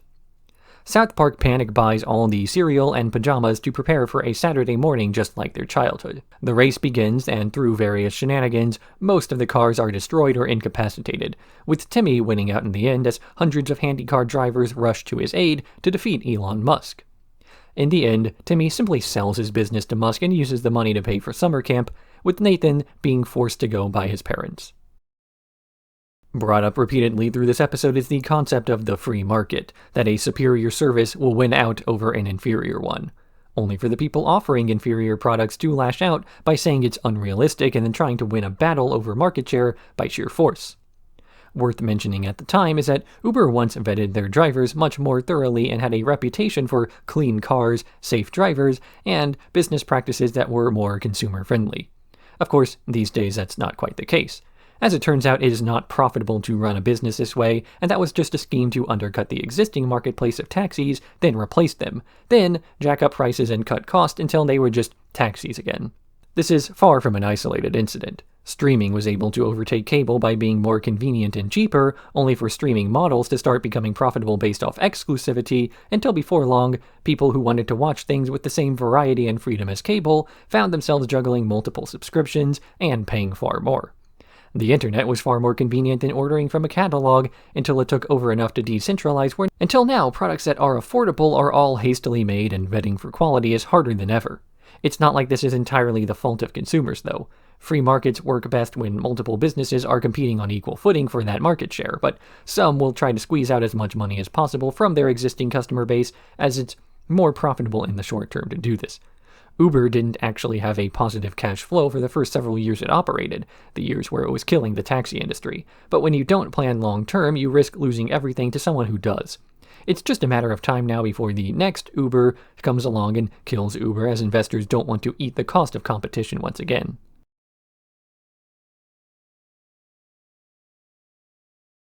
The Magic Bush. Cartman finds out Butters' dad has a drone, so he, Cartman, and Kenny take it out and wind up spying on Clyde's mom. When the other kids at school find out that Cartman has a video of her bush on his phone, he uploads it to the internet to cover that he was the one who took it, later making a music video about it to cover up when Kyle overhears him mentioning the first video. Meanwhile, the whole town of South Park is concerned with this invasion of her privacy, so they form a neighborhood watch of drones that fly around, spying on the drones that are spying on people. But when Randy's drone is shot down by the police for spying, the protesting drones become reason for the National Guard drones to come in and preserve the peace, which means there are now drones patrolling the skies and preventing anyone from having any privacy. But Steven Scott starts to grow concerned when he realizes his drone was flown lately, assuming it's haunted when Butters denies responsibility. He starts digging and finds out the video of Craig's mom also has millions of views, despite everyone claiming they didn't watch it. So people assume the drones themselves are sentient and causing the privacy violations. In the end, Cartman uses an inflatable doll with a massive bush to lure the drones away, drowning them Pied Piper style in Stark's pond. As the showrunners put it, the first time they were exposed to a drone outside of flying one themselves, seeing someone randomly filming them while at a cafe, was the first time they felt like they lived in the future, but in a bad way. The fact that new technology was so quickly being used to violate people's privacy with little recourse felt like it was a shift to society where people would steadily have to get used to everything they did being public, even if they didn't want it to be. Part of this is referenced by Cartman through this episode as a response to several leaked private images of celebrities that spread around the internet during that time. The fact that these were shared and reshared over and over again showed the real reason privacy everywhere was being eroded. People wanted it to be that way. Everyone in South Park claims not to have seen or downloaded the images of Craig's mom, despite the fact that the video is still being shared. Everyone claims not to be using their drones to spy on other citizens, but there are still drones outside everyone's window. For all the talk about invasions of privacy, there's far more discussion on who is being violated than who is doing the violating. And in the end, people don't have privacy not because of the drones themselves, but because of the pilots.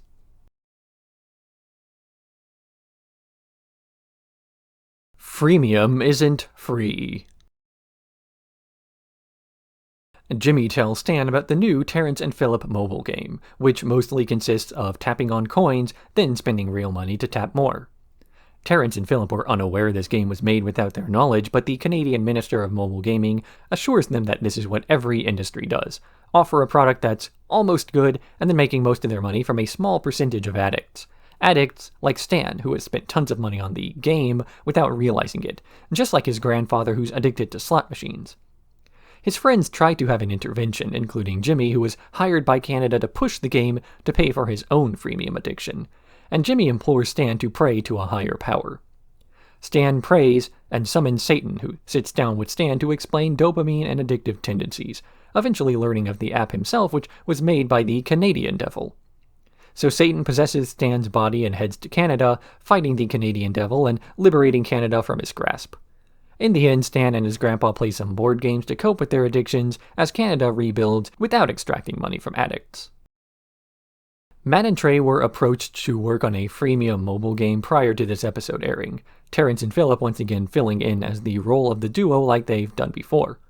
Their concerns with creating a new game were largely from how to best adapt a South Park-esque story to fit the medium, only to be shocked when they were told that mobile games were often created with the monetization first and the gameplay as an afterthought. This to them felt predatory, though they couldn't quite understand why, as they struggled to come up with a type of product or service that didn't do the same thing. A lot of companies are dependent on a small number of whales funding their service, while they break even on the rest of the customer base, with the mobile games simply being an exaggeration of these business models. To claim there is something inherently evil about this format is to claim that there's something inherently evil about capitalism, something Matt and Trey are hesitant to do as outspoken libertarians. Preying on people's natural weaknesses and exploiting human flaws is basically just all advertising is, and it's even explained in episode as being something that Satan designed. In the end, it's considered to be a moral failing to give in to an addiction, though not in quite such a black and white term, as they still acknowledge the world is full of guys like Randy who are addicts but don't think of themselves as such.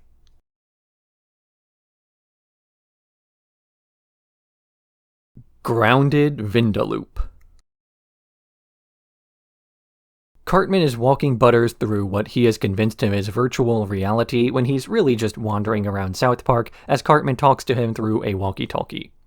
But after seeing Butters go rogue and starts beating up his parents and stealing their car, he winds up in a hospital where Cartman tries to convince him he's still in VR.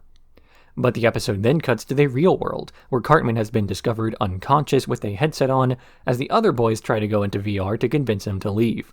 They send Kyle, but when Kyle tries to warn Cartman, Cartman is the one telling Kyle he's in VR. They keep calling customer service to ask for help, but only manage to contact Steve, who mostly asks them if he's offered good customer service. After going several layers deep into VR, or maybe none, Steve eventually has a conversation with himself, where he warns the boys that they called customer service from inside the VR, and that's what caused them to be trapped. After telling Steve they did, in fact, have good customer service, the simulation shuts down, and a live-action group of boys complains about how bad the graphics were.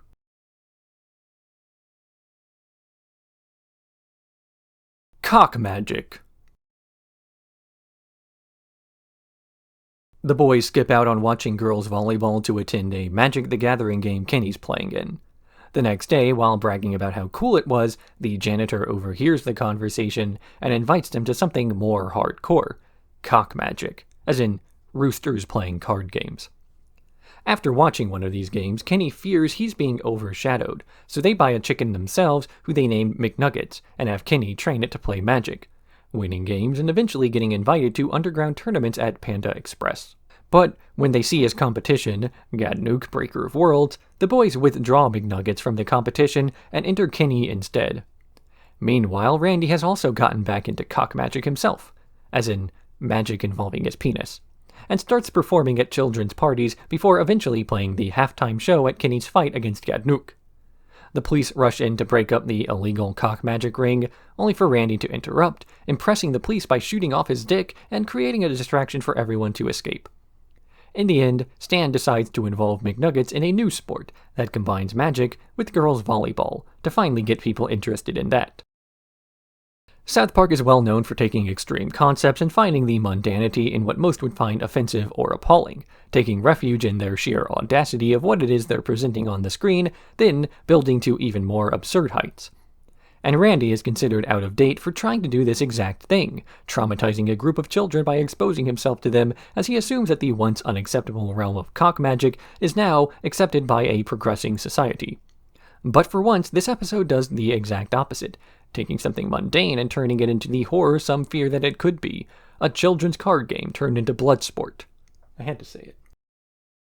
It's not the first time that South Park has taken something somewhat childish and made the kids act like it was a big deal. In fact, some of the best episodes of South Park are those where the kids just act like kids, only to get into adult topics without really understanding what's going on. But in spite of viewer demand for more episodes like this, the show would be harmed by this sort of thing becoming more common.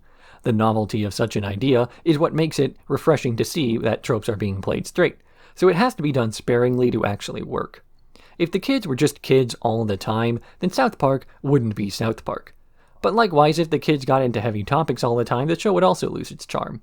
It takes a careful balance to achieve the actual harmony that makes South Park a good show, and Randy serves as the opposite point of that balance, letting the showrunners take the more profane jokes they want to, without taking focus away from the main four characters.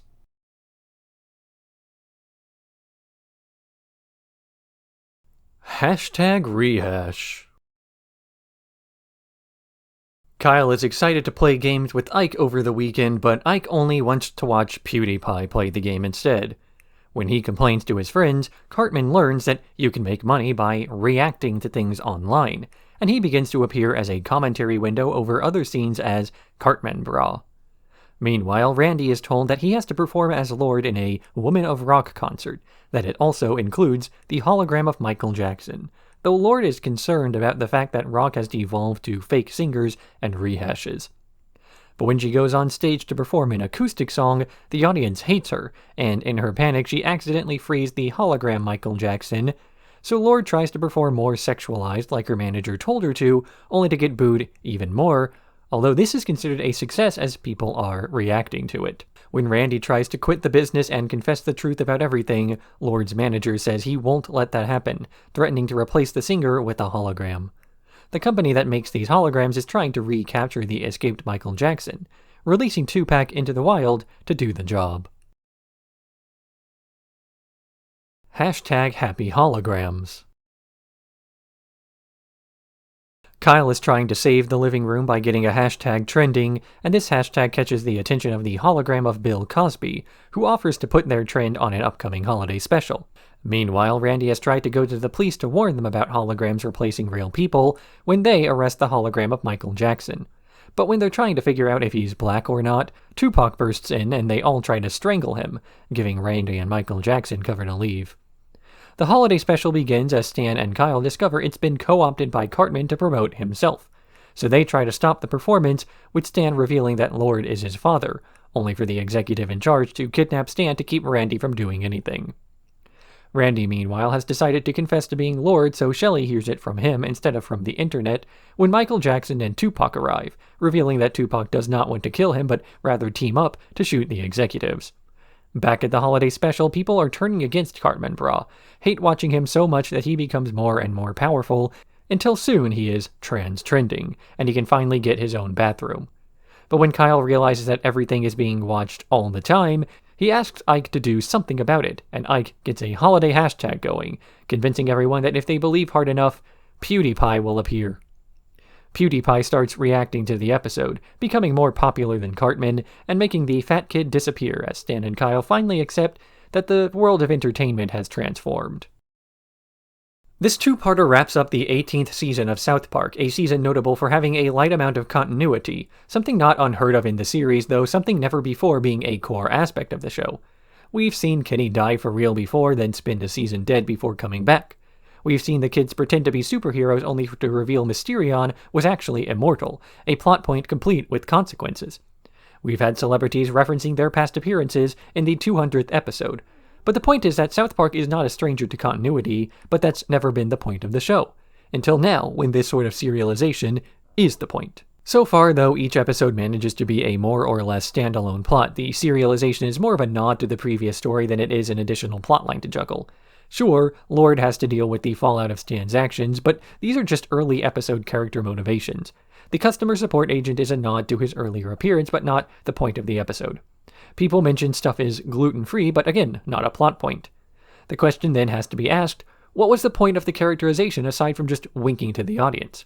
South Park was doing fine without having to tie its plot points together, just being a bunch of random disconnected fun, so why make the shift? Part of this episode's narrative posits that the shift to more serialized storytelling is just a part of a changing media landscape, where the job of the React channel has taken over the role South Park once had of lampooning whatever was popular or in the news at the time. South Park was famous for being able to make an episode in 6 days, but that's a long time compared to a streamer who can post their thoughts on a subject within minutes of it happening. So with that role being taken over by small content creators, South Park has to move in the opposite direction, long-term stories that benefit from binge-watching. The direction that media has to take, else it gets swallowed up by people with less interest in a long-term narrative building on itself. The whole vibe of this season has been one of concern over the growing obsession with the future. Episodes about ongoing events treat things less like they're the targets of ridicule and more like we're the ones being laughed at. Our privacy is invaded by drones. Video games are designed to steal the money from addicts. VR is blending the line between fiction and reality. This one didn't age so well. And new social movements are making us reconsider things as simple as the bathroom. So when the whole world is changing, the people reacting to that world must change as well. Ideally, trying to find some joy in it.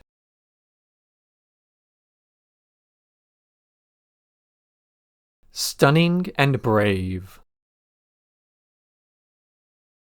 Victoria Principal is fired for decades worth of allowing the various flavors of bigotry through South Park's history, and she is replaced by PC Principal.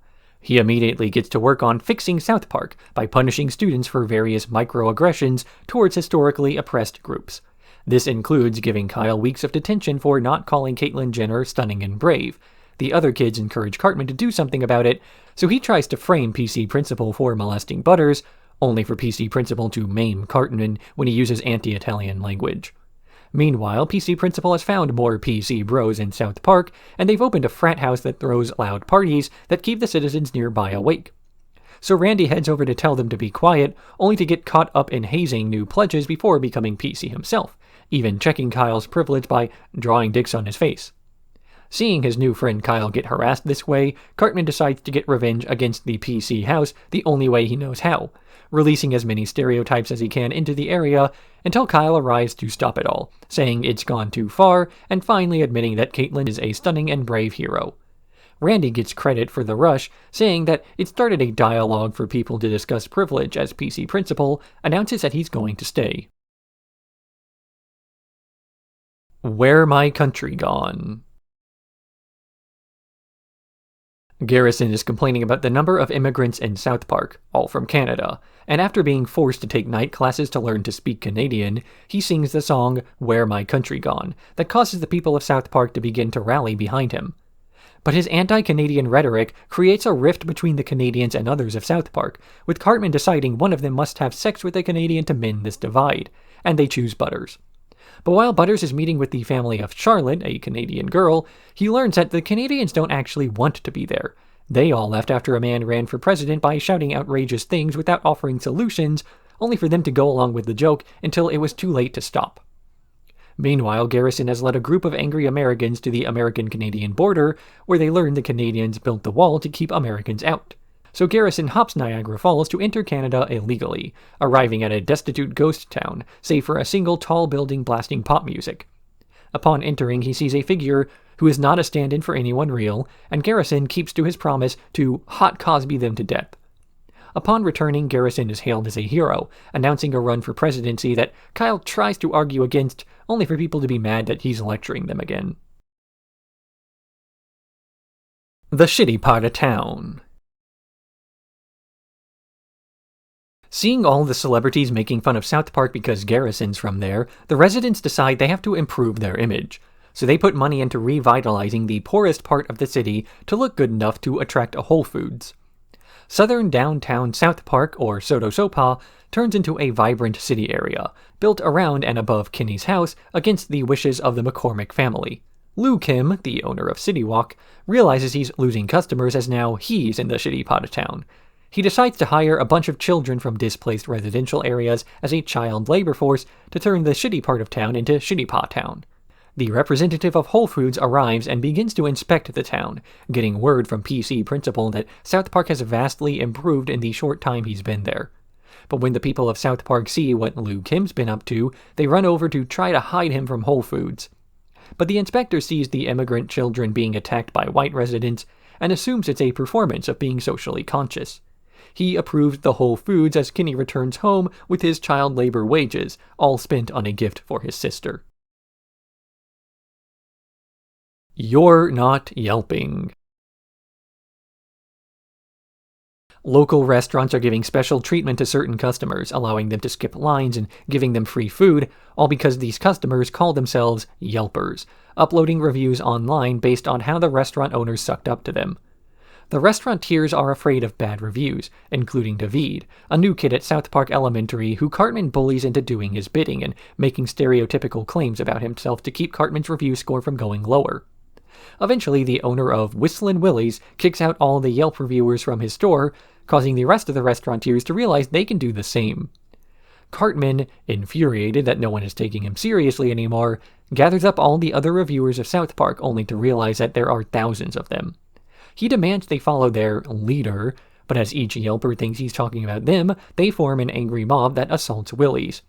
Now that he's being harassed again, David challenges Cartman to a confrontation, though every Yelp reviewer shows up and starts making their case in overlapping conversations.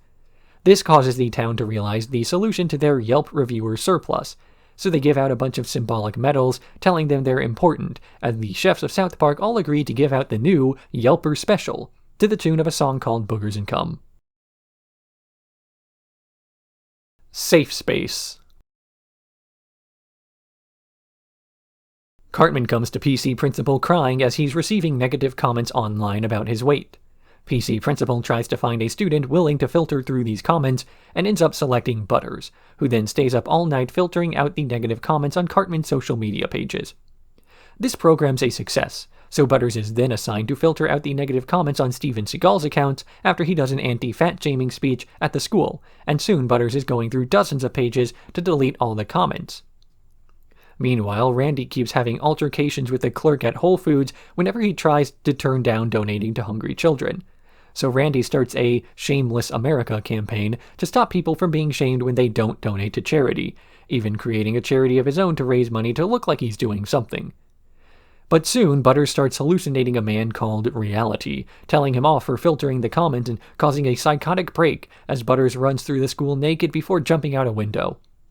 Later, at Randy's Shameless America Gala, Reality breaks in to start telling off the celebrities for only pretending to care about their cause, while showing them that Butters has been hospitalized because of their refusal to look at negative comments about them. Realizing they put too much pressure on one kid, the people of South Park start a new charity, to make starving kids across the world filter the negative comments instead. Tweak and Craig. Wendy gives a presentation on Asian American art, including a section dedicated to yaoi, all of which features Tweak and Craig. The rest of the boys are confused, not about the boys being gay, but rather why yaoi artists chose those two specifically. The adults of South Park go out of their way to show off how supportive they are, though when their kids mention yaoi, Randy has no idea what that is, and his calls to the Chinese government don't result in any clear answers. Tired of being singled out, Tweak and Craig start fighting each other before realizing that their fights aren't getting them anywhere. So Craig comes up with the idea to fake a breakup so they'll stop having so much yaoi art made of one another. Though Tweak's acting is too good and Craig looks like the bad guy. With nowhere else to turn, the two give up and pretend to be a couple, if only because that is the path of least resistance. Meanwhile, Cartman's been fighting with Cupid Me because Cupid Me has developed unrequited feelings for him. But when Tweak and Craig break up, Cartman agrees to go on one date with the imaginary Cupid so he'll fix the problem, something Cupid Me does not by making Tweak and Craig fall in love, but by reminding Craig's dad that he loves his son. Naughty Ninjas. When PC Principal calls the police on Leslie, Officer Barbrady is the last to show up, only to accidentally shoot a minority student, getting him fired from his job as the town of South Park starts demanding more accountability from police. Soon, the rest of the police force is forbidden from doing their jobs, as they refuse to work if they can't also beat up minorities. But Kenny, tired of the homeless around Sotosopa and his house, forms a ninja club with his friends, scaring away the homeless and everyone else. But the homeless simply relocate to the Whole Foods, and with no police to beat them up, the citizens of South Park stop shopping there as they no longer feel safe. They try to ask for the police to come back, but the Park County Police Force has been converted into a hula school, refusing to work under the conditions. When the adults see the kids playing ninja and mistakenly think they've joined ISIS, they get scared and track down the newly unemployed Barbrady to shoot the kids. Barbrady arrives at the scene just as Randy rushes over, realizing his mistake and startling Barbrady into shooting the only brown kid of the crowd. In the end, the people of South Park return to their old agreement with the police. They will move the homeless somewhere else, as long as the people look the other way when they assault minorities. Barbrady, meanwhile, is let go from the police force again, only to be recruited to monitor Leslie by an unknown man. Sponsored content. PC Principal is furious about the R slur being printed in the school paper, only to learn the editor who allowed it to go to print was Jimmy Vollmer, and that he can't tell Jimmy that he's wrong to allow it without it coming across as a microaggression. After Jimmy starts spreading the paper around more, he and the other disabled kids of South Park are eventually invited to the PC frat house personally, where Jimmy observes that the PC guys there are only pretending to be socially conscious to have sex with women.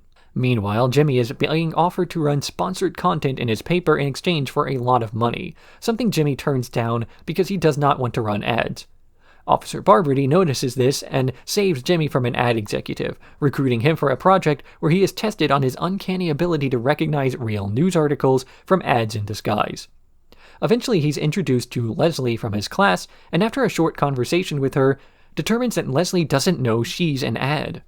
PC Principal also realizes he might be an ad when one of the other bros discovers his and Leslie's image in a banner. Principal Victoria tracks down Garrison at a presidential debate and tells him he's needed back at South Park for an issue that goes deeper than just her replacement. Truth and advertising. Randy announces that he wants to leave South Park as the changes to the town are pricing the Marsh family out of their home. But he gets kidnapped by Garrison and Victoria when they learn he's PC, with the trio investigating him until they learn of the conspiracy involving the town's new changes, and how it isn't just isolated to South Park. They head to the frat house only to find it abandoned, and when they see what PC Principal was doing before he disappeared, they get distracted by ads and buy ice cream.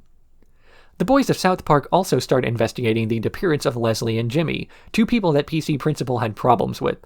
Super School News reports that they're both on a cruise, but the boys don't trust this, digging further to try and learn the truth, only to get distracted by ads and buy ice cream. Jimmy is wooed by Leslie, who tells him she wants to escape from the newsmen running the ad-identifying campaign and needs his help. When they try to get Officer Barbrady to shoot the kids, he refuses and the trio runs away, only to encounter the boys in the newsroom, now being run by Nathan, who's working with the ads. Leslie betrays Jimmy and attacks him before going to Kyle's house, asking for his help and his social security number. PC Principal, Final Justice. Alternate name, Guns Solve Everything. The boys try to meet over what to do regarding the ads invading their space when Kyle tells them they all have to go buy guns. The rest of the town, once armed, starts discussing what's been going on, recapping their stories at gunpoint as Stan finds out that Randy is working with Garrison.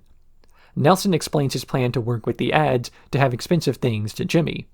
And PC Principal is captured by the US military, only to be released when Leslie spoofs Obama's voice to release him.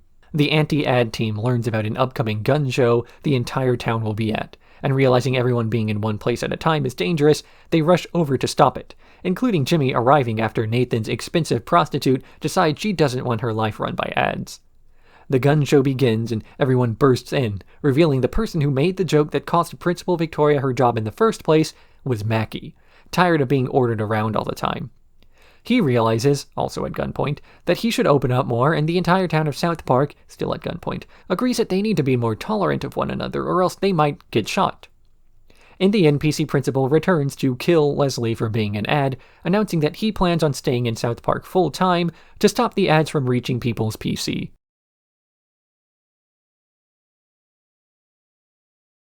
Season 19, Retrospective. Season 18 was the first serialized season of South Park, though this was done somewhat accidentally, as the showrunners were just building on plots to make fun of journalists or referencing older episodes in an attempt to make things seem more connected. Looking back after the season had ended, Matt and Trey realized that there were a lot of things they didn't necessarily do wrong, but could have done better had they attempted to do so from the beginning. Leaning fully into a serialized story could have given them an opportunity to more properly set up these stories, instead of having them appear as coincidence and rolling with it. Season 19 wasn't meant to be a serialized story at first, but when they wrote PC Principal, they liked the character so much, they wanted to bring him back. And in bringing him back, he brought plotlines with him, and soon, they started from episode 1 with the idea of serialization in mind.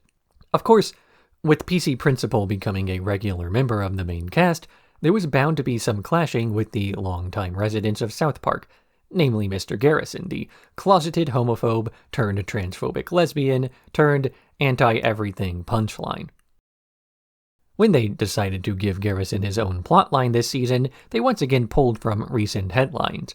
There was a political movement building momentum, one of a political outsider who told people what to be afraid of while promising to solve everything, and a purported lack of knowledge on legal precedent or the mechanics of government were considered a benefit that made him stand out from the other candidates who were more of the same. People who had spent the last 4 or 8 or 19 years doing nothing but complaining were eager to accept someone who would be unlike everything that had come before, as by that point the idea of things not being able to get any worse had been internalized. But things can always get worse, oftentimes by pointing out how things are getting better everywhere else. The people of South Park see an extreme example of the worst parts of their town, and they realize that they really do have to catch up or be associated with the worst kind of people in the world. This is not only something that the characters in the show are realizing, but that Matt and Trey were realizing too. If you take a demographic slice of America, their primary demographic, you will find that it doesn't actually look like South Park looks. Basically, every minority character was a token minority. Their sole Asian man is a white guy with a mental illness yelling stereotypes.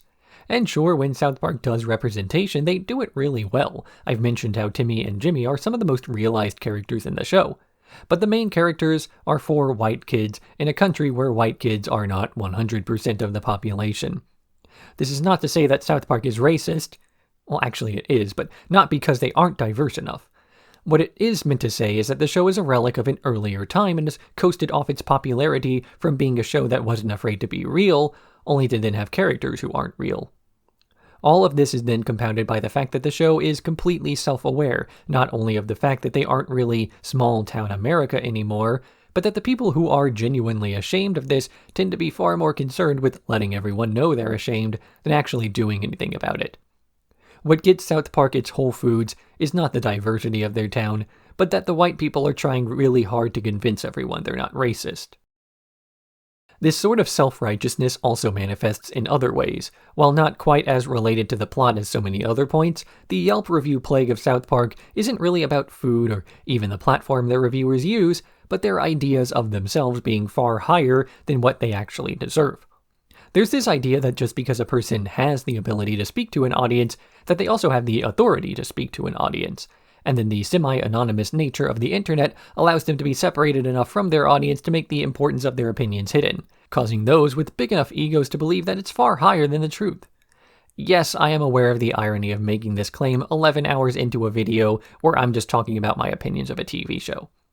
The difference, or at least my justification, is that the role of a critic is not to be some factual speaker on whether a person should or should not engage with the work, be it a dish at a restaurant or a long-running TV show, but to help the audience to better engage with that work if they do watch or rewatch it later, to turn the audience into critics themselves, so they can better create their own idea of the themes and narrative devices by having an opinion told to them and then deciding for themselves whether they agree or disagree, and ideally having the knowledge base to justify that opinion. So the Yelp reviewers in this episode might deserve to eat boogers and cum because they act like they deserve better food than the people they're critics for, while a real critic acts like the people they are critics for are the ones who deserve better. In keeping with this theme of egos, Cartman, as usual, manages to take advantage of the changes to South Park as quickly as anyone else.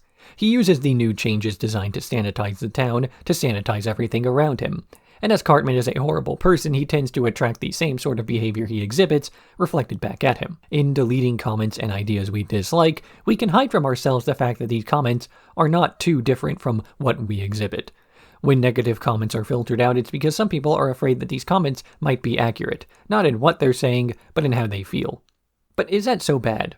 After all, not liking the parts of yourself that are the most toxic is a good trait to have. Recognizing that there's no point in trying to engage with that part of your brain, even if someone else is doing it, can be a step towards positive change. Like with Yelp reviews, just because a person has an opinion does not mean they're entitled to making other people read it. Sometimes a safe space is a space full of the people who you actually care about. And especially with the way algorithms try to push hate speech and negativity to increase engagement, a safe space really can just be any space where you get to curate what you see and who you see. The only issue is trying to force the emotional labor onto other people, and not just the people who act like Cartman all the time. Of course, one of the fundamental facts about reality is that for as much as we like to curate what comes into our little spheres, we have far less control about what comes out. In the case of Tweek and Craig, what comes out of the new Asian American student body is a series of yaoi images of the couple, which were based on real fan art that Matt and Trey kept finding themselves exposed to. The reactions the school kids have to this art mirrors the real-life reactions of the showrunners, namely, why, and who is this for? You can control the message of your media, but you can't control people's reactions to that message, just as much as you can't control the reactions people have to images of yourself you put online, nor can you really be honest with yourself if you don't acknowledge that those comments exist. South Park was never meant to attract yaoi fangirls. It was never meant to gain an audience who cared about chipping, but that doesn't matter because it did. Through the episode Tweek x Craig, there are several attempts to try and parse what's happening without coming across as homophobic or against the union out of a sense of fear. This is an uphill battle, as South Park has a reputation of being profane and very homophobic. But this is a season all about change, and one of those changes is being less bigoted than before. Even if it was done in a facetious manner in earlier episodes, the fact of the matter is it was still done, and audiences will interpret things that happen in your work in a way you may have never intended for them to do so. In the end, accepting Craig and Tweek or the yaoi artists or whatever other demographic appears in the new South Park is less about understanding what's going on and more about not judging what's going on, especially when you can acknowledge that you don't understand it. Another of the big changes in this season of South Park, one of those progressive ideas the city folk promote, is the idea of reducing the role of the police force in their society.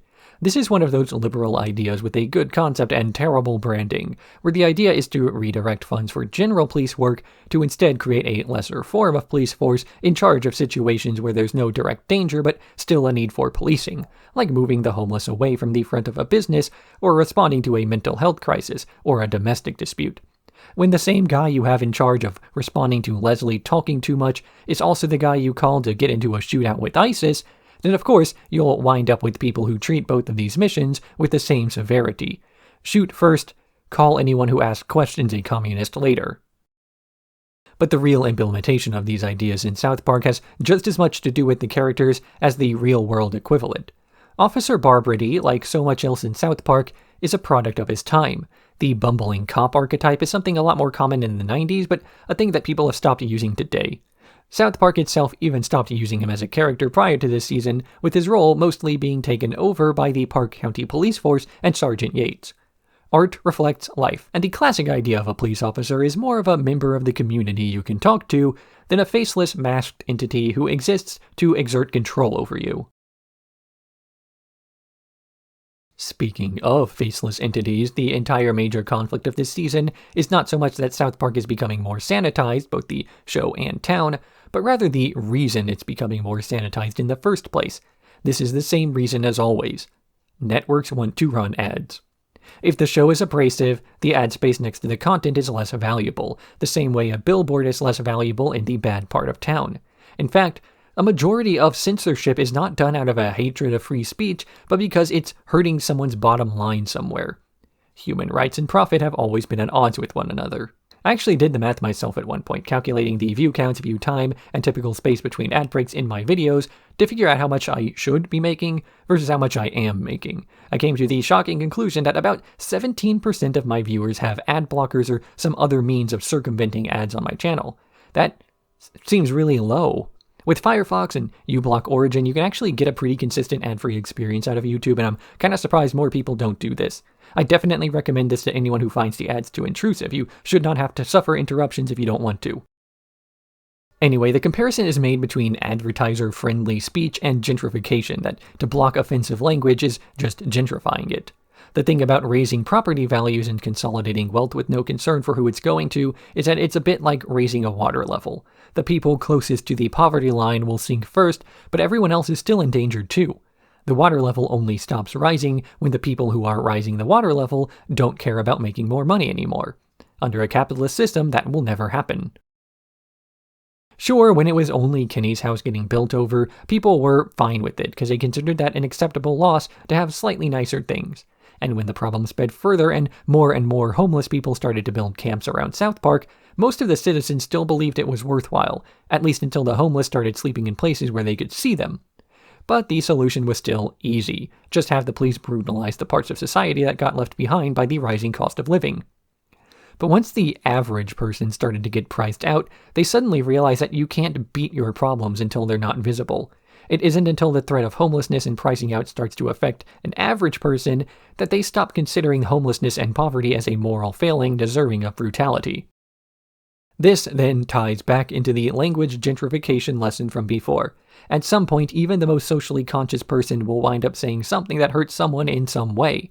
There has to be a line drawn to allow for differences in opinion and a flexibility in what people are willing to accept, not only saying it but hearing it.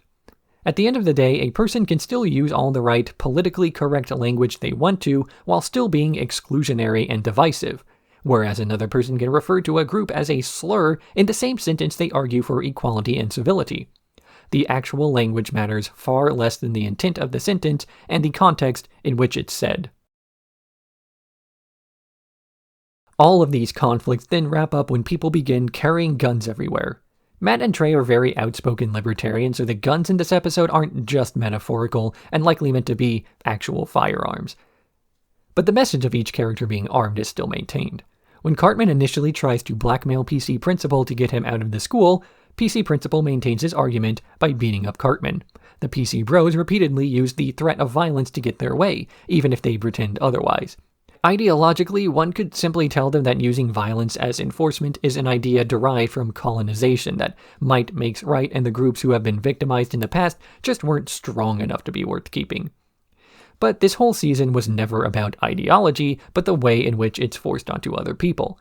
If you start telling other people what to think, then according to the narrative, you are in the wrong. It doesn't matter if your grand speech at the end of the episode was something people needed to hear. Some folks are just tired of being expected to do anything differently than they already are.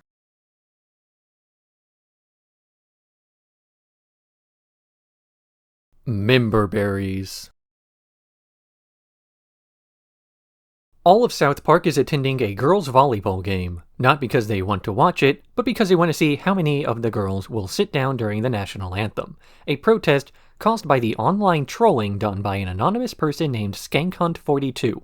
In light of more protesting during this anthem, the US government asked J.J. Abrams to reboot the anthem so nobody will want to protest during it, demanding he share his member berries with the world. Garrison is on the campaign trail, gaining more and more momentum from the polls before stopping to realize he has no real policies and doesn't actually want to be president because he'll look like a jackass if he wins. So he tries to sabotage his presidential chances by sitting during the new national anthem. Meanwhile, Cartman is pretending he's been assaulted by the girls as he anticipates a gender war between the two sexes that he wants to be on the right side of. More and more people are being suggested member berries to take the edge off, a clump of berries who speaks in a high-pitched voice about things from the past, and also occasionally spouting a right-wing talking point. The new national anthem is revealed, and it starts by inviting people to sit, kneel, or stand, making any protests irrelevant and ruining Garrison's ability to protest. In the end, Kyle vows to discover the identity of SkankHunt42, only for the camera to reveal it's his father Gerald. Skankunt. After more online abuse, Heidi heads to the local bridge and throws her phone off, quitting social media for good. The rest of the school treats this as a suicide, mourning her absence from online spaces, while the rest of the boys realize that the girls are planning something big soon. So they take matters into their own hands and lure Cartman into the woods with promises of counterstrike, only to lock the door behind him and take all of Cartman's electronics, smashing them up as he begs them to stop. But the next morning, after Gerald was called out by Freya Oligard, a Dutch Olympian who runs a charity, he ramps up his attacks on her until he makes the news, with the boys realizing they smashed Cartman's devices for no reason. The girls of South Park Elementary then reveal their attack on the boys, breaking up with all of them at once and leaving all the boys single. As this is going on, Counselor Mackey grows increasingly tired of convincing Scott Malkinson not to delete his social media accounts. The Damned. Gerald continues trolling Freya during an appearance on a talk show, though he panics when some police officers come to his house, relieved that they're just there to ask Kyle about Cartman's disappearance from the online world. This causes Kyle to address the other boys regarding what they did, worried that Cartman might soon come clean that they destroyed his phone. At a presidential debate, the giant douche comes out and says he would be a terrible president as he has no idea what he's doing, though as per her prepping from her advisors, the turd sandwich repeatedly calls him a liar. This only makes him look better, and it makes the people watching the debate feel more sympathetic towards the douche as he says what they're feeling. Randy panics as he realizes that people keep flipping opinions and searches for some meaning to this, connecting the member berries to everyone's polarization. Gerald learns that Freya has committed suicide due to the harassment from copycat trolls and panics about what he caused, culminating in an anonymous note left on his car saying they know who he is. He destroys all his devices only to receive an email on Ike's computer demanding a face-to-face meeting. Cartman is called out by Heidi as she invites him to chat in person, no devices anywhere. The two meet at the park with all the others who have quit social media, slowly coming to like each other more and more. Wieners Out. Gerald meets with the person writing him the anonymous letters, discovering it's a fellow troll asking to work together. He tries avoiding this troll for a while, but his attempts to avoid online interactions all fail as he eventually relapses into trolling in his bathroom with an uncomfortable cover story.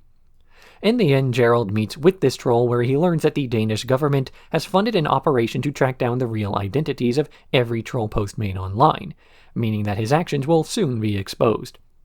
So Gerald follows this new troll to a headquarters where all the other internet trolls are planning a counterattack.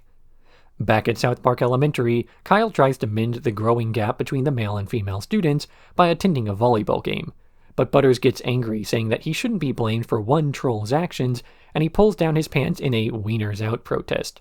PC Principal refuses to do anything about this protest as he doesn't want to body shame or come across as a hypocrite for allowing one and not the other. So Kyle tracks down Cartman to ask him to do something about Butters, but Cartman is now dating Heidi and no longer cares about things like that anymore, assuming Kyle just wants to break them apart. With no help from him, Kyle decides to join in with the rest of the boys in Butters' Wieners Out protest. Douche and a Danish. Heidi and Eric step in between a conflict of the boys and the girls of South Park, hoping to stop the infighting by focusing on a greater conflict, raising money for the Danish troll-catching project with a bake sale. Gerald and the other trolls identify the best way to troll the Danish government by having other people do the work for them and simply stoking arguments. They launch a trolling attack on Denmark, accusing their businesses of working with terrorists and causing public opinion to turn against the country. This ruins the South Park fundraiser, which Butters blames on the girls and the girls blame on the boys, leading Cartman and Heidi to try to find out what's really going on. The giant douche is down in the polls doing the opposite of what his advisors say by attacking women with sexist remarks on stage. When his supporters wonder why he's throwing the election, the douche says that the system is rigged anyway, though, uncharacteristically, his supporters don't believe him and they chase him down to South Park. Garrison tries to pretend he's still a teacher there, but gets dragged away by his campaign staffers, eventually winding up in a support group for memberberry addiction, where Randy links the rise of memberberries to decadent societies. Fort Collins. The trolls from before are trying to get Gerald involved in another mass trolling event after their last attack caused Denmark to go silent. But he just wants to go back to trolling for fun, rather than activism as the other trolls claim they're trolling for. Cartman and Heidi approach Kyle, asking if he is still interested in finding out who SkankHunt42 is, and revealing Heidi has been doing emoji analysis to narrow it down to one of the South Park parents, sharing this method with the Danish to help them put the final touches on their troll detecting service. They launch a beta test of this technology, revealing the messages of every single person in Fort Collins, Colorado, and causing chaos in the streets, including the father of a disabled girl lighting one of the main trolls on fire. Cartman realizes that his entire past will soon be made public and panics, failing to lie to Heidi about the fact that he didn't like the Ghostbusters reboot and worrying about the future of their relationship.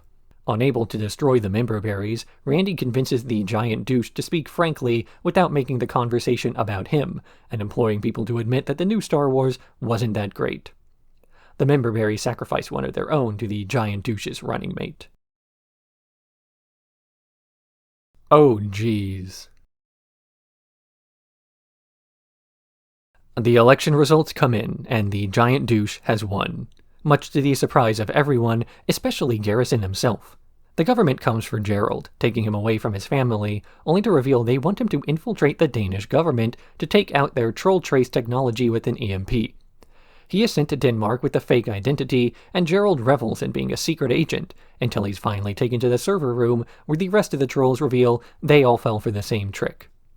The EMP briefcases all open at once, and the group is rickrolled. Bill Clinton and Bill Cosby visit South Park Elementary to try to mend the gap between the boys and girls, inviting some of the boys to a gentleman's club, where they learn to change to appease the woman. When Clinton visits the grounded Butters, he tells the boy that something big is coming from all the pissed-off women and that he should start getting used to sucking up or he'll suffer too. Cartman, afraid of Troll Trace revealing everyone's info, takes Heidi to SpaceX as he hopes that on Mars there will be no Wi-Fi. Members only. Garrison gets a new transformation, becoming more presidential as he returns to South Park and starts demanding oral sex from everyone he sees. But he gets soon called into the Pentagon, where he's warned by his advisors the Danish have not accepted the trolls given to them by the previous administration as enough, and are threatening to unveil Troll Trace anyway, with every country gearing up for a global war in anticipation of their internet history being unveiled. Cartman, Heidi, and Butters enter SpaceX, only for Elon Musk to give them an underwhelming tour and saying that he's still 10 years away from landing on Mars. Gerald calls Ike, telling him to post on the school forums as SkankHunt42 to try to deflect blame away from himself, resulting in Ike getting grounded.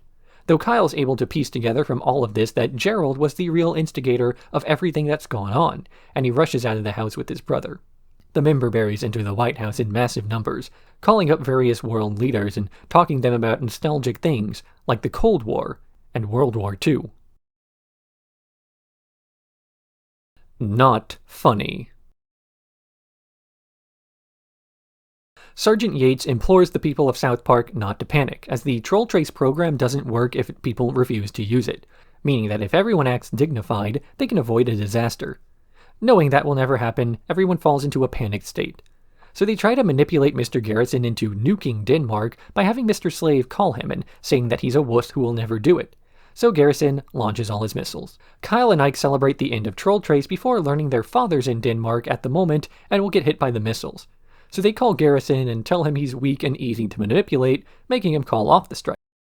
Butters is now talking about Heidi, who has been put in charge of fixing SpaceX's failures to launch. Cartman assumes Butters' change of heart is an attempt to win over his girlfriend, but Butters says it's because he thinks all men are going to be rendered obsolete soon. Heidi is actually able to use emoji analysis to substitute the mathematical symbols with emojis and figure out what has to change, then succeeds in jump-starting the Mars program. Back in Denmark, the head of Troll Trace talks down to Gerald, not for being a troll, but for being a bad one. He reveals his scheme all along was to pretend to be Danish and then control the country by turning everyone against each other with his program. Then he traps all the employees in a room adjacent to the trolls and rickrolls everybody. The end of serialization as we know it. Kyle comes up with a plan to overload the servers of Troll Trace by spreading so much hate that the entire thing is destroyed. He works together with the captive trolls in Denmark and Gerald, who has to shut off a series of breakers to ensure the power surge happens, though he gets stopped by the CEO of Troll Trace in a scene reminiscent of the new Star Wars. While at a standoff, the CEO tries to convince Gerald there's no difference between the two of them. Butters convinces Cartman that the Women of the Mars mission are actually going to make men irrelevant once they arrive, forcing them to write jokes in underground cum mines. So Cartman secretly turns against Heidi as he gets a message from Kyle, asking him to hook up the new power supply she's created to the internet to help overload it. Sheila tries to stop her sons from using the computer after grounding Ike for being Skankhunt 42 and grounding Kyle for taking his side. She rushes into the streets to look for them, only to discover about the Troll Trace servers, looking up Ike's history to find he's actually completely innocent.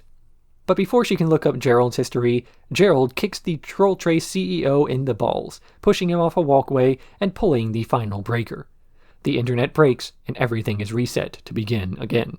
The new internet starts back up, with people making the same crude comments towards each other as always.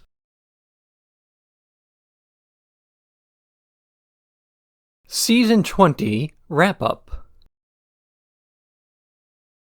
The key word for this season is provocateur, a term defined by Matt and Trey as a person who intentionally makes inflammatory comments and picks fights for no reason other than that they want attention. Sometimes these people are called trolls, sometimes they're called muckrakers, but everyone can eventually recognize the person who always chimes in to innocent conversations with an actually, or one who loves correcting people even if they're actually correct. South Park has already chronicled the rise of the professional provocateur, whether it's by having Cartman gain traction for a talk show by claiming Wendy was killing Smurfs, or it was just the boys starting a new show where they made up stuff to attract a terrified audience. At one point, the trolls of the world used to be reclusive, staying in basements and never acting out in public. Their anger was something they expressed in private as they knew in the back of their minds it was wrong. And sure, at first it's justified as being funny to whoever's posting it, but if you pretend to be an idiot for long enough, you'll soon find yourself in the company of actual idiots who believe they're with their own kind. Then, hoping to fit in with your new friends, you start to internalize this idiocy, and then start trying to one-up the others. And of course, idiocy in this instance is referring to misogyny or racism or any other sort of prejudice. The rise of this professional provocateur does not come as a surprise in a world where attention is as commodified and in high demand as it is today. These days, the most valuable resource is attention, and getting people to listen to a sales pitch is a larger industry than whatever is being pitched. So how do you get more engagement? Easy. Anger. Negative emotions get people to engage with you far more effectively than positive ones. If I wanted more people to watch this video, I could have made the title and thumbnail something along the lines of "Why South Park Sucks Now," or "The Decline and Fall of South Park," or "South Park Was Never Good." But that's dishonest. It's profitable, but it's dishonest. So now the provocateur has found his way into the mainstream, going from the role of internet troll to the more mainstream cultural grifter, the type who creates a channel online with the intention of making everything into some sort of ideological struggle. If you didn't like a recent movie, you are a sexist. If you don't like a certain video game, you're a cuckold. If you don't like a specific band, you're a beta male. Everything becomes an us versus them sort of conflict, where taste is now an ideological concept rather than personal affliction. Of course, it's easy to convince people that some new movie has an ideology behind it that they have to get behind in an us versus them conflict, but what's not so easy is taking something old and beloved and convincing people it was never good, even if that is true. Nostalgia is a powerful force, more powerful than common sense, and people can be nostalgic even for things that are objectively terrible. People who want to go back to the good old days often have very selective memories of what was so good about them. The aughts were a time of escalating global conflicts and severe paranoia. The 80s had the Cold War, where people weren't sure if they'd live to be adults or die in a nuclear hellfire. The 60s saw revolutions and civil rights as people were now treated as equal regardless of skin color, at least based on legal rulings. The memberberries even wax nostalgic about stormtroopers, and not the ones from Star Wars, as they try to convince people about the good old days when guys like that were in power. The world has been steadily progressing towards one where power is less consolidated by a handful of ultra-rich landed elite. People living today are more likely to have basic civil rights that were not afforded to them before. This nostalgia works both ways, though. As much as it praises the old times while ignoring all the conflicts and issues of that era, it also depends on naysaying about modern society. Watching the news today, you only see doom and gloom with a prevailing idea that the world is extremely dangerous, and nothing has ever been worse. The crime rate across the entire developed world has been on a steady decline for half a century, but you wouldn't know that watching television.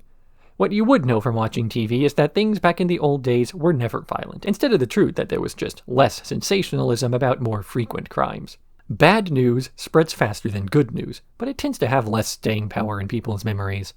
The end result of this is that we always think of the present as far worse than it is, while we think of the past as being better. Decades ago, everything was perfect. Today, it's flawed. The conclusion you must draw is that everything is getting worse. So when the objective reality is that more people have it better, there's a corollary truth that a few people have it worse. Inequality is not just one group having it worse, but another having it better at their expense. Once these systems are dismantled, the folks who had it easy now have it the same as everyone else, and they like to lash out against the people who had it hard by downplaying other people's struggles and exaggerating their own, to make it look as though equality is injustice. This is the psychology of the professional victim, a type of provocateur who hates the world of progress and tries to act as though all changes are always for the worse.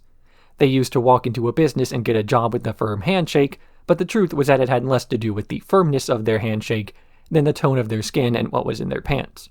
So they criticize merit-based societies as being unfair, since they never had to be talented to be successful before.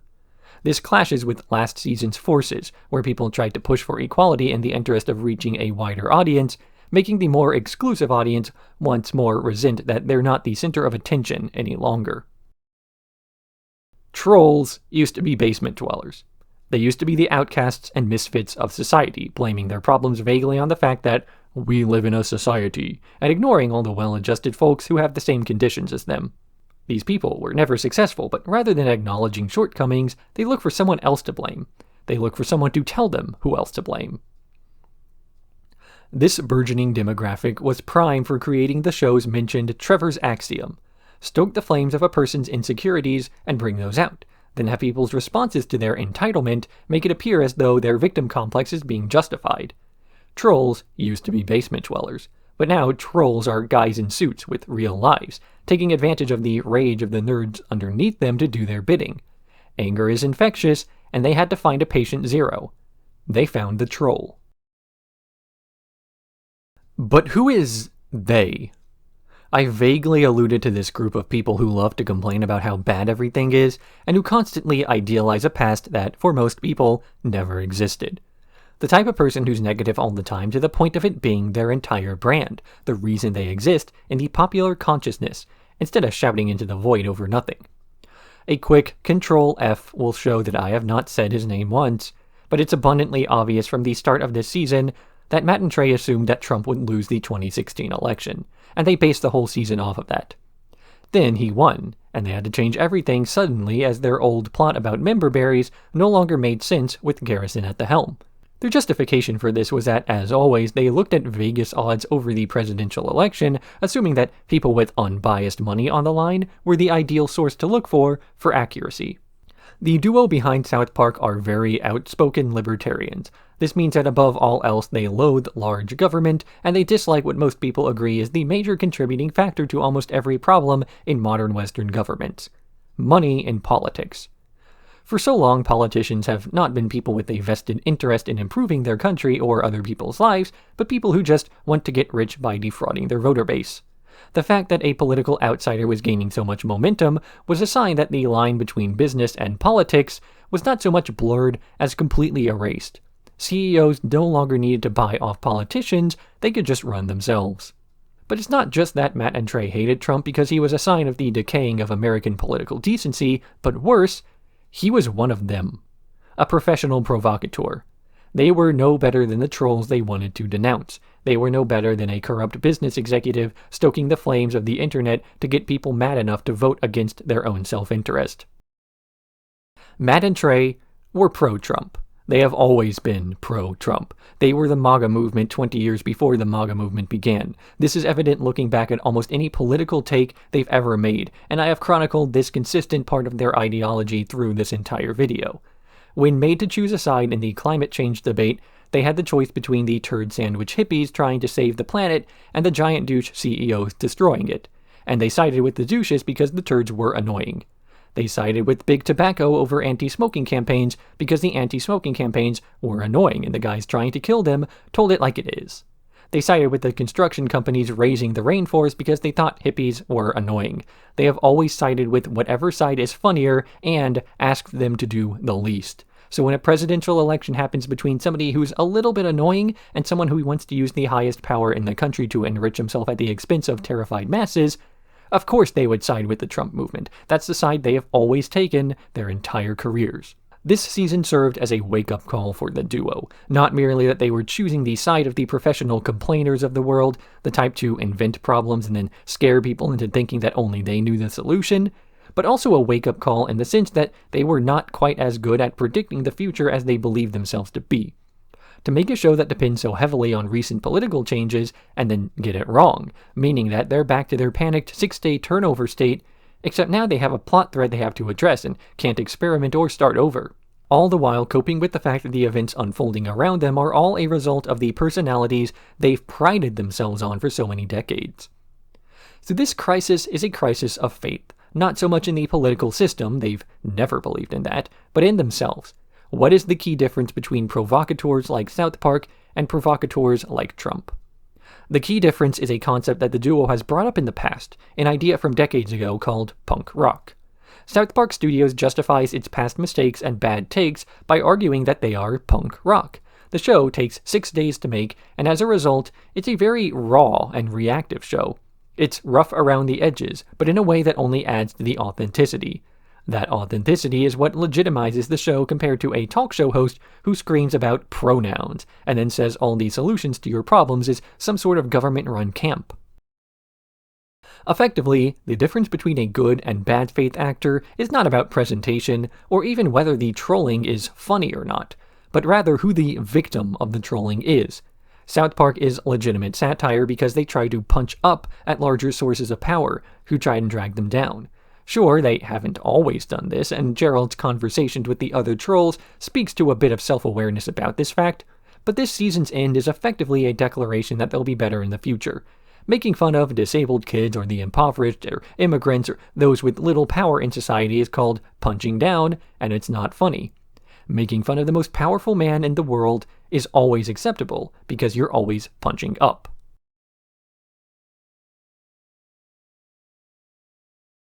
White people renovating houses. Randy and Sharon have a new TV show, White People Renovating Houses, where they mostly tear down walls in people's living rooms to open the design, though their filming is constantly interrupted by angry white mobs protesting through the streets. These mobs are upset about Alexa taking their jobs, and their chants and Confederate flags are making white people look bad, hurting Randy's new show. Meanwhile, Cartman is growing increasingly upset by Heidi trying to get his attention, as he is now obsessed with Alexa because it does whatever he tells it to. But after justifying his separation from Heidi as a result of her abuse, he's shocked to find out that all the home assistants are now gone, replaced by the Turker Gerb types, as part of an agreement to get them work again. But Daryl is upset with how degrading the work of a home assistant is, and he quits, with Randy lecturing him about what work means and that careers are different now. But the real reason Daryl hasn't opened up is because the walls in his house are load-bearing and he can't renovate his home. So Randy renovates Daryl's house by redoing the entire interior, creating enough space for all the Confederate flag-waving protesters to celebrate. Meanwhile, Cartman finds an alleyway full of the abandoned home assistants and adopts all of them, breaking up with Heidi because he now has obedient robots. Repeatedly brought up throughout this episode is a metaphor about renovating houses being similar to renovating America, to repair the growing political divides as the country moved into a new era in hope that everything could return to normal. But this is something that's hard to do as the foundation of Daryl's house is too much a part of the existing system to simply ignore. This works on a few levels, not merely the fact that, for some of their beliefs are so ingrained into who they are, they cannot give up those beliefs without being someone else, but the fact that this intolerance goes far deeper into the roots of the country. Our founding fathers all owned slaves. Most of the land was taken by genociding the people there first, and a good chunk of our wars were done less in the interest of spreading democracy and more for financial means. So tearing down walls in the country doesn't work if the country itself is built on this sort of divisiveness. And this metaphor is intentionally ignored by Randy the entire time because he's far more concerned with making sure he looks good rather than actually connecting with the people he's supposed to help. As for those people, they represent a part of South Park that has irreversibly changed. The fact that the show's notoriety as satire is something they can no longer do. Back in Season 8, Cartman led a group of citizens in a march where they shouted, "Wir müssen die Juden ausrotten," something that was meant to be an extreme example of his ideology, but something that is now just sort of something that occurs in real life. So what was once considered boundary-pushing satire is now tame by the standards of reality, meaning that the sweet spot where believability and realism overlapped is now gone.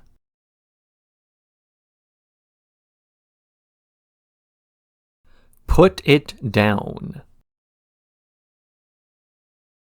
Tweek is panicking over tensions with North Korea, and the fact that Garrison keeps tweeting threats to the country, escalating everything.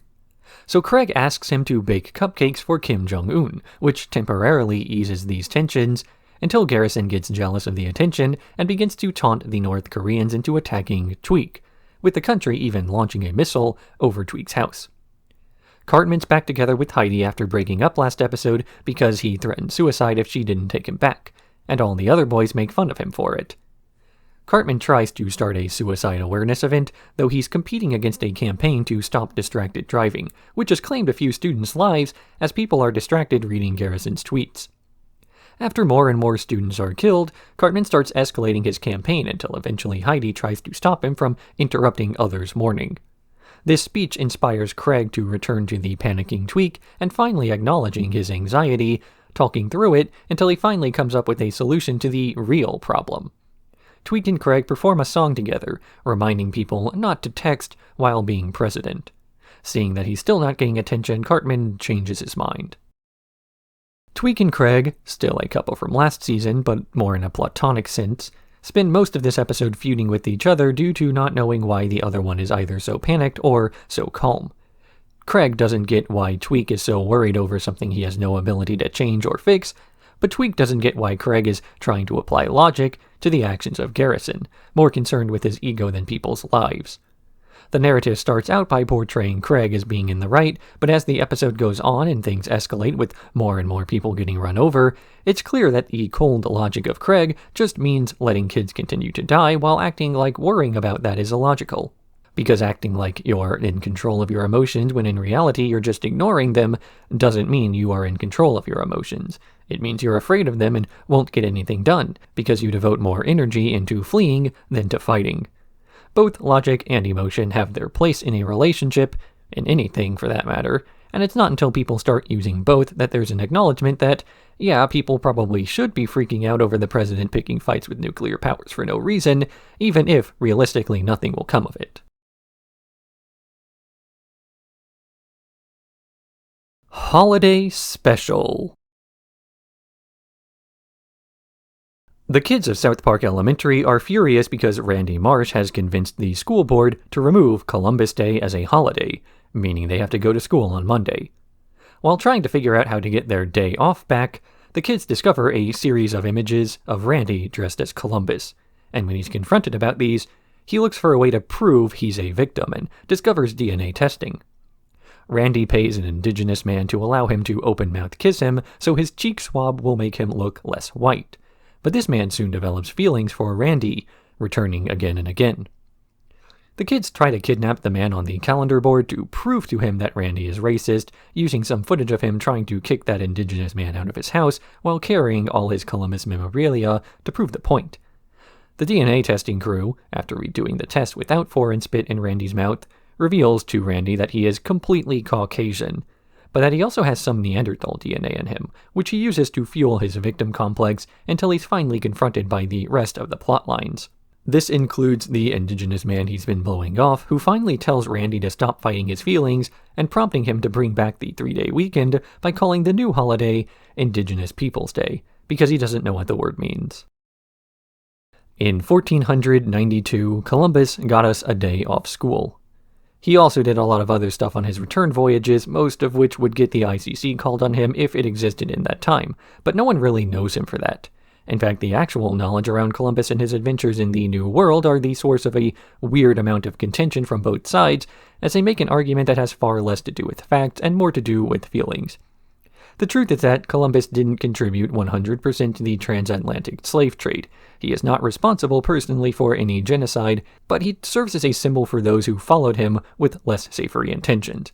Because acknowledging a wide-reaching system of inequality that existed for centuries after the man died and still has ramifications in modern society is hard. But pointing a finger at someone and shouting racist is easy. The fact of the matter is that Randy is an exaggeration of a person in this conversation, while Cartman and the other kids are not. Nobody really celebrated Columbus Day. There are no Columbus Day feasts, no big parades, people don't call up their family to have a big October barbecue. Maybe there are some hardcore Italians who celebrate it, but anyway, Columbus Day is a day off work. Changing the name to Indignant Peoples Day doesn't affect anyone's celebration of staying home and wondering how they're going to do 5 days of work in 4. The only reason people are defending Columbus Day is because someone went after it and they are opposed to change. The only reason people are going after Columbus Day is because someone was making its defense a part of their personality. This is the definition of a culture war, where the objectives are vague and the conflict matters far less than who's fighting it.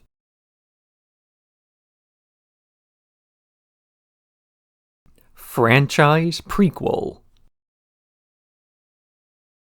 Jimmy, as the hero Fastpass, successfully joins Coon and Friends in anticipation of their new superhero franchise on Netflix, which is approving just about everyone. But before they can get their movies released, Professor Chaos strikes by spreading misinformation about the supergroup on Facebook. The parents of South Park are worried about what their kids are doing, as they believe the stuff Professor Chaos has posted online, so they invite Mark Zuckerberg to South Park to speak about online safety. Though he shows up and, poorly dubbed, starts bragging about his Stoil and how he's unblockable. This unblockable Zuckerberg starts entering people's homes and following them around, refusing to leave, all while the kids worry that they'll never get their own Netflix series with the allegations. So they fake fight Zuckerberg as he's walking through town, with Cartman lamenting after their loss that the man is beating them up for their beliefs, revealing the whole thing was streamed to Facebook Live. In light of these kids spreading their own misinformation, Zuckerberg stops protecting Butters, and soon his father arrives to not only ground Butters, but the man that he learned the behavior from, Vladimir Putin. South Park has already had a Facebook episode a few seasons back, but that was then and this is now, where the cultural idea of the site has changed from a place where people overshare things that happened to them, to a place where people overshare things that didn't happen to anyone. There was this idea that was intrinsic to social media. You were surrounded by your friends and acquaintances, and the whole site was effectively a forum for people to get together. But this forum was slowly invaded by outside actors until eventually it was a place to advertise like everything else. Not solely products, but the more valuable thing, ideas. And because it's social media, it has a greater sense of legitimacy than something as blatant as a billboard, or a commercial break on TV, or this ad break. And I hope an ad actually played during that silence, otherwise that joke wouldn't have worked. Now, this is not a change that happened accidentally, but one that was completely intentional. Being able to reach people in such a targeted fashion was an extremely lucrative concept, and where there's money to be made, there will be money made, no matter how bad of an idea it is.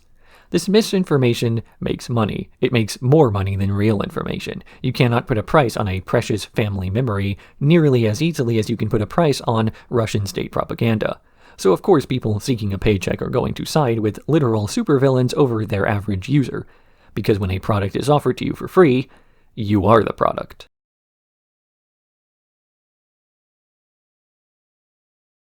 Hummels and Heroin.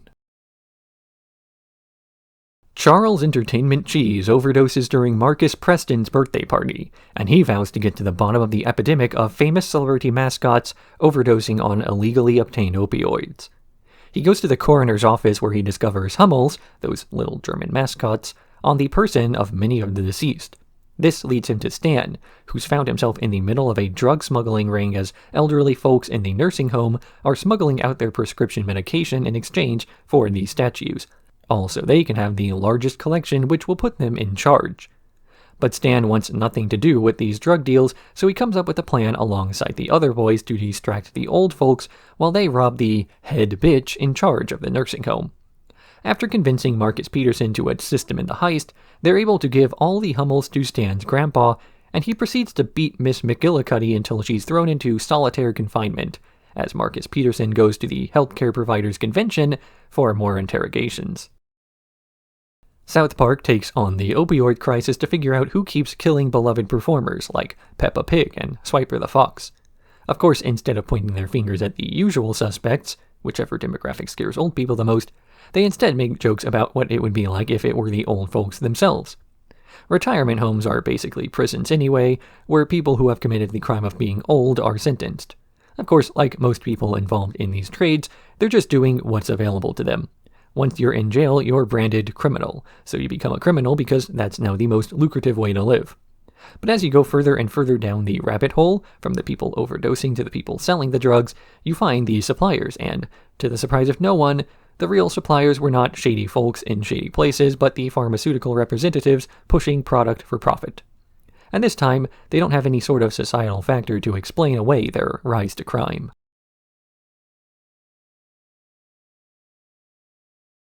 Sons of Witches. The dads of South Park are having their Jack and Crack week, where they dress as witches in the days leading up to Halloween and get wasted. But one man, Chip Duncan, brings a real spellbook and transforms into a witch, flying around South Park and terrorizing the pumpkin patch while kidnapping children. At this pumpkin patch are Cartman and Heidi, who missed most of the events as Heidi spent too long getting ready. So Cartman plots to lure Heidi into the woods to abandon her, letting the witch snatch his girlfriend so he doesn't have to break up with her. The other boys have an actual plan to get rid of the witch, calling a former member of the Witches' Club, Garrison, to come down and handle the problem.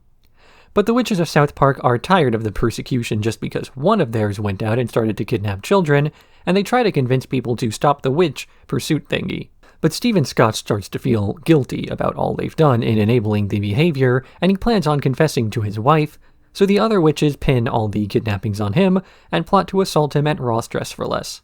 But then the real witch returns, saying they aren't so different, until Mr. Garrison arrives with an orbital laser to destroy South Park's witch problem, freeing Heidi, then taking the guys out for more Jack and Crack.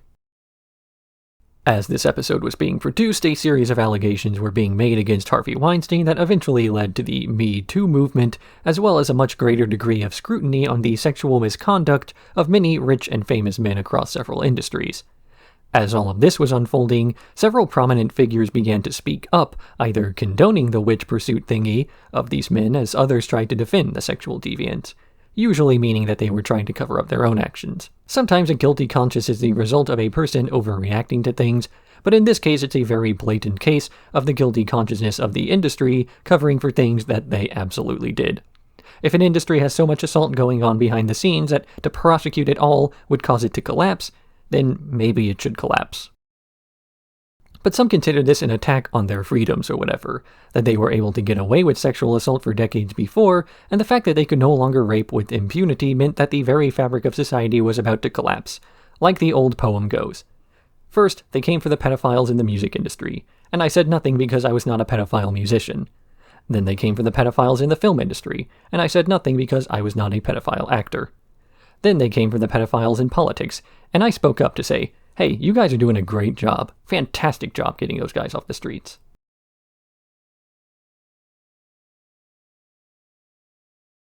Doubling down.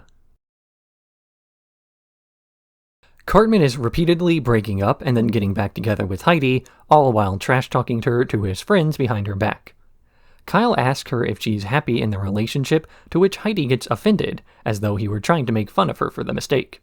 Meanwhile, Cartman has been going vegan with Heidi as he keeps blaming his blood sugar for his mood swings, though he lies about this by feeding her fast food and pretending it's plant-based meat, then making fun of her for being fat afterwards. Kyle tries to convince the other girls of South Park Elementary not to make fun of Heidi too much and to allow her to admit her mistake of dating Cartman. But when they take her out to dinner after a breakup, they continue to tease her for her year-long lapse in judgment, and she eventually returns to Cartman, who spent his short breakup crying to Token's family, until finding out that Heidi and Kyle are together. Meanwhile, Garrison's polling numbers are in, and his approval rating is at a historic low. Some of his cabinet members think they might be able to use this against him as a means of getting out of their relationship, only for Paul Ryan to appear in front of the news the next day with a black eye. All the other attempts by those closest to Garrison all end in failure, as the people who voted him into office are ashamed and embarrassed to admit he's not doing a very good job. In the end, Heidi meets with Cartman again and gets back together with him, telling off Kyle for being a dirty Jew while using language that Cartman uses. It's almost impossible to convince a person who was the victim of a con man that they were the victim of a con man. Most cons are about hyping people up with promises that are just vague enough that they can get away with never delivering, either by claiming non-delivery is the intended end result, or by promising something outlandish enough that any number of factors is likely to contribute to it falling apart, meaning it's technically not going to be their fault when they can't deliver. As Cartman's relationship with Heidi starts to drag her down, she can't find a way out without someone telling her, "I told you so," because she made the poor decision in the first place. This is made worse by the fact that Cartman himself is always trying to manipulate her into believing that she can't leave, so she constantly looks for some sort of silver lining to the relationship she can't escape, justifying it as being for the best by arguing that it could be worse. Of course, it could be worse, but only if she stops playing along with what Cartman wants. All of this would have been avoided if people just offered her an out. People love to save face around others, and the best way to get someone to admit they were wrong is by allowing them to admit that they were wronged. Give someone the ability to admit that they were swept up in the fervor of a con man to make it seem like they aren't entirely to blame while still not absolving them of the mistake entirely. Focus more on the future than the past, on how that person is going to never make the mistake again. Ironically, it's Cartman who wins Heidi over by doing exactly this. He tells her that all of her problems are not her fault and gets her to admit, incorrectly, she was taken advantage of by Kyle, making her even more like Cartman in the process.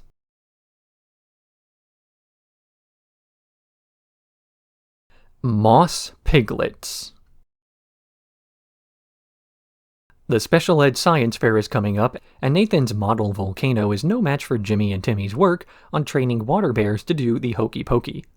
So a jealous Nathan tries to sabotage the project by electrocuting the animals after tossing in a concoction of poisons, but this backfires as the animals instead become much more intelligent. This gets the attention of men in suits, who hope to save everything by using Jimmy's research into intelligent water bears to make a new generation of NFL fan to save football amidst declining viewership. Nathan tries to take credit for making the water bears super smart, but the real threat to their research comes from Heidi, who views the fact that she volunteered to judge the science fair as discrimination because the school is spending time and attention on these special needs kids instead of her. So she ropes Cartman into helping her sabotage the fair by kidnapping the animals, only to get cornered.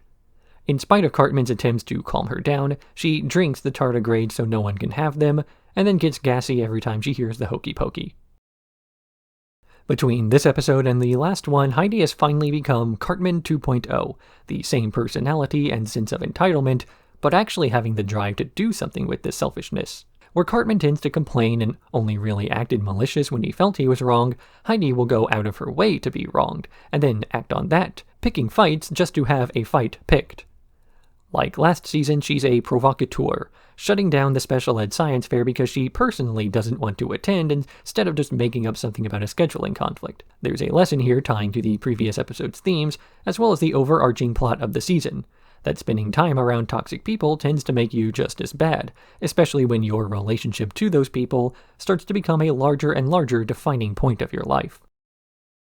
I just realized this episode's plot is a pun along the lines of retardigrade.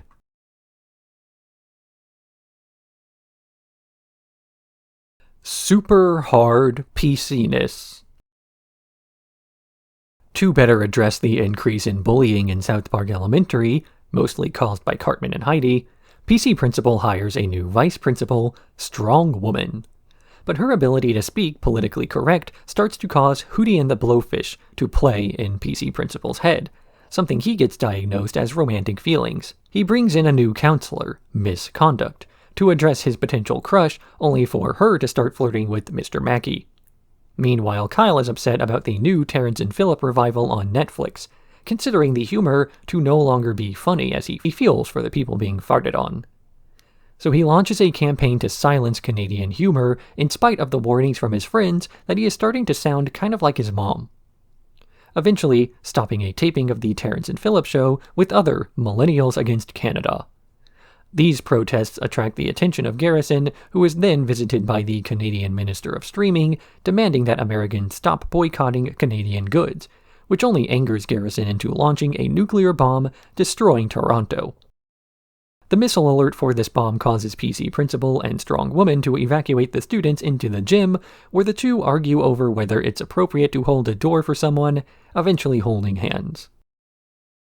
Almost every punchline in comedy comes at the expense of another person or group. Even things as simple as puns come at the expense of the person being told the pun, as the expected reaction is to roll one's eyes due to anticipating a better joke. Anytime you laugh, you're either laughing at or with someone, and how well that someone takes the joke is the key difference. As long as a joke is considered more funny than it is offensive, everything is fine. The problem arises when the joke is repeated again and again, as anything that reruns is bound to do. Each time you hear a joke, it gets a little bit less funny, leaving only the offensive part behind. Sure, the first time someone gets farted on, it's hilarious, but as you see the farts get more and more played out, you start to imagine the person on the other end of the joke more and more, until soon the insult outweighs the comedy and it just becomes mean-spirited. Imagine if you were bald, for example, and people always made jokes about it. To the person making the bald joke, it's funny because they don't hear it very often. But to you, who's bald, you've heard it all before so many times that it starts to become a sore subject. Considering things from the other person's side has to go both ways, though. If you only look at the victims of jokes like this, then you never consider the people who actually find it funny, while also downplaying the role humor can serve as a force for normalization. I've said much earlier that making jokes about a subject is the best way to introduce people to it, as the jokes stop being jokes and start being observations. If you're still bald, like in our example, then the best way to cope with it is to make a few jokes about it yourself, until soon it becomes an armor of sorts, where a person trying to make a joke at your expense backs off when they see that you've got a much funnier joke than theirs already prepared.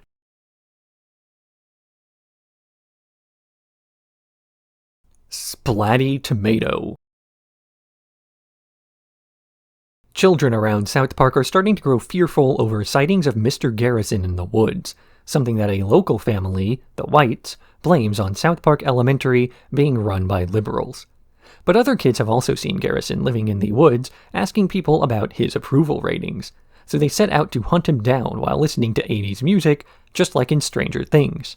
Every Canadian has been called upon to strike back in retaliation for Garrison's nuclear missile launch last episode, including Ike, who leaves home in search of Garrison, with Kyle trying to track him down. When the adults realize Garrison is actually in the woods, they work together to make sure no one is feeding him, so he'll eventually leave them alone. But the Whites keep leaving sandwiches out. When they enter the woods in search of their kids, they discover Strong Woman and PC Principal camping out there, and grow sickened by the relationship. As the kids are on their 80s music montage, they keep coming across sites from the last season, where Heidi threw away her phone, and where Cartman tried to get her kidnapped and so on. Eventually they find Ike, having caught Garrison in a trap, tying him up and bringing him back to town, as well as leading the rest of the kids out of the woods. They're about to celebrate their kids being safe from the predator when the Whites pull a gun on the crowd, demanding the release of the president, only for Heidi to take the gun and point it at Cartman, acknowledging that everything that's happened to her is at least partially her own fault, and then breaking up with him. Garrison uses this as an opportunity to escape, and what happens next is up to the Whites. Last season was all about provocateurs and people with victim complexes, and this season was all about the fallout from those ideas, not purely in the political spectrum, but the way in which people reacted to those ideas, either being validated or not. I've described in the past a group of people who love to pretend like society marching on made them victims. They went from the center of attention to being treated like everyone else, and in this change, they feel as though they lost something. This comes from a misconception that politics is about winners and losers, that it's no more than theater, and a person's party affiliation is basically like rooting for a sports team. In this instance, the White family believes that since their preferred candidate won, then all the times they've declared themselves a victim of oppression were true, and they really are being attacked by people who try to claim that Garrison is running around threatening children. This episode aged really well. But in the end, the real plot of this season is a, quote, battle for Heidi's soul, as the various forces of South Park try to see whether she'll end up as a second Cartman, or if she'll return to normalcy. And the only person who is ever truly able to influence whether she becomes the type to shout endless bad faith criticisms of the world is herself. Nobody can make a person in that situation come around, as it has to be an internal revelation. All you can do is put the evidence out there, the promises of what her life was supposed to be, and then the truth has to be discovered, not told.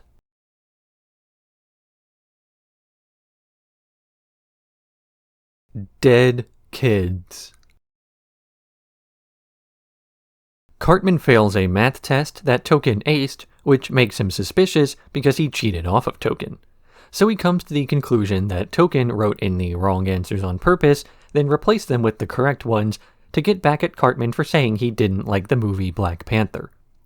Cartman starts following Token around, trying to get dirt on him as he does not believe that Token never saw the movie, though when he personally speaks to the guy's parents, he learns they haven't taken him to see the movie yet as it's PG-13. Cartman then concludes that Token's covering for not having seen the movie because he watched it without his parents' permission, cornering him in the bathroom to blackmail him into allowing Cartman to cheat off him once again. But Cartman spends too long on this and nearly misses the math test, so they duck and dive through the ongoing school shooting in order to just barely make it to the room on time, where Token allows Cartman to cheat anyway, only for Cartman to refuse because now he believes there's a larger conspiracy going on. And in the A-plot of the episode, Sharon seems to be the only person in South Park concerned with the ongoing issue of near-daily school shootings. For a while, the news cycle became a predictable pattern of a shooting happening, people mourning the loss, then arguing over how to best prevent future shootings without going to the extreme of doing anything. People who argued that the guns were the problem were met with pushback from gun lobbyists who argued mental health was the problem, only to encounter pushback from people who did not want to spend money on counseling. Eventually, the closest thing to a middle ground that people accepted was to send thoughts and prayers, but not too many thoughts and prayers because the school can't afford to host that many memorial services. This aggressive agreeableness manifests in other ways than useless feel-good pandering. It has the far more negative effect as making it appear as though anyone who disagrees with the general vibe is the one who has the problem, as society has deemed making a fuss as a bigger faux pas than not doing anything. Once people have decided they don't care about school shootings anymore, then the people who do care are viewed as a problem. This is then taken to a logical extreme when Stan gets shot and no one mentions it, not even his parents, as Sharon is tired of being accused of being menopausal just because she wants her son safe. People are so willing to fit in, they will change their very definition of right and wrong in an attempt to be like everybody else.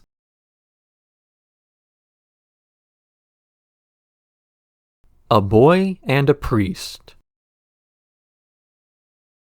Father Maxie is beginning to grow resentful of how much he's being made fun of during congregations, and seeing how depressed he is, Butters tries to help him out by hanging out with the guy and introducing him to his other friends. But nobody in South Park wants to hang out with a priest, least of all the young boys, and they all reject him. So Maxie decides to stop hosting church on Sundays, with the congregation calling their diocese to ask what to do. So the diocese sends over a cleanup crew to erase evidence of what they assume is an instance of a priest molesting boys. This crew, in addition to harassing people at Craig's birthday party, also kidnaps a few kids to use as bait to lure Maxie out of hiding, tying them up in the woods and waiting to ambush him. Maxie arrives at the spot to rescue Butters, where the others come out and reveal that they have made all of the arrangements to transfer him to the Maldives, where he won't be made fun of. Maxie is about to accept the transfer when he realizes it will mean a different priest will be sent to South Park. So he refuses, running over the cleanup crew with their cumboni and saving the boys, returning to church and ignoring the jokes made at his expense. A long while back, South Park made an episode all about priests and their illicit relationships with young boys. At the time, it was a simple joke. an exaggeration of a few news stories that they played up due to a bit of backlash, all while keeping their typical satirical tone. But these days, more and more churches are having molestation scandals to the point where they stopped being newsworthy events. What they didn't stop being, though, were cases of abuse. Just as bad if a bunch of people are up in arms about it than if no one cares. Ironically, all the media attention regarding these abuse cases has now had the opposite intended effect. People are so used to sexual assault in the church, they've stopped paying attention. It's not just the people either. The church is shown in this episode as being extremely good at quickly and quietly sweeping abuse under the rug, silencing witnesses, cleaning up the crime scene, and moving the offender to another location, as that's less work than denouncing the offending party and removing them from the organization. This implies that, were you to get rid of every pedophile in the church, there would not be enough people left to run anything. That, or the perpetrators have been around for so long, they're now the ones running the show. So of course, they want what's going on at the bottom not to spread to the top. Either way, it's such an ingrained part of society these days that the only coping mechanism is one that's done by the people of South Park, to make jokes about it. Father Max Ziplining said he's powerless to stop the big deal molestation that's going on in the church, and he blames himself for not doing more, but in the end he finds himself content simply preventing misconduct at a local level while allowing others to feel good about it in any way that they can.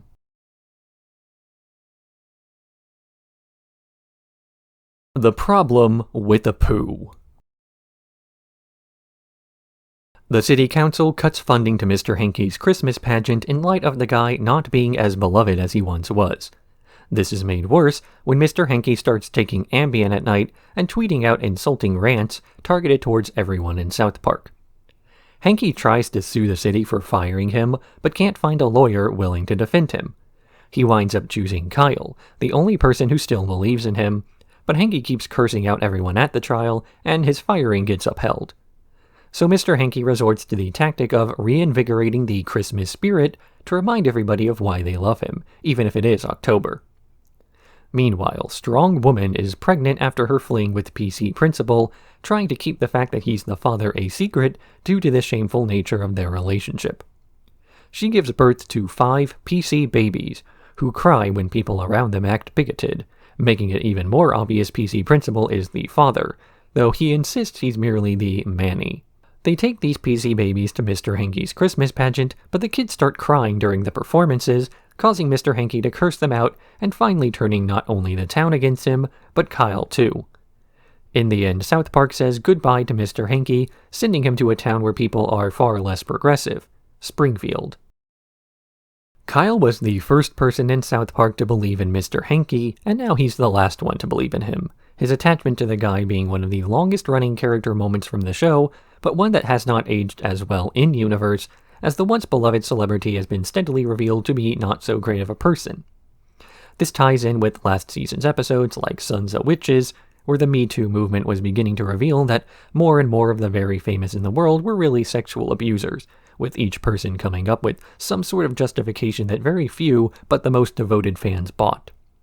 For Mr. Hankey, it was his Ambien abuse, allowing him to act as though it's not his fault, but not really convincing everyone. It just gives a talking point to his defenders to justify, not to the general public, but themselves, why they still believe in him. But eventually, the actions of a person off the stage start to outweigh the actions of the person on stage. It doesn't matter how much Mr. Hankey brings people Christmas cheer, if behind the scenes he's such a piece of he's a terrible guy. Part of a public figure's responsibilities is that they help us forget about the rest of the world. When you're watching a movie, you temporarily want to forget that everyone on screen is an actor and the visuals are just effects rendered on a computer.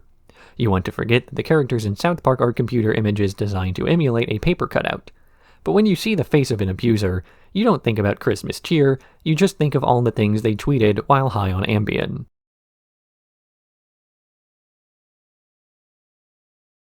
Tegridy Farms. After an incident involving a dog's butthole serves as the last straw, Randy decides to finally live out his dream of moving away from the big city and opening a farm with Tegridy.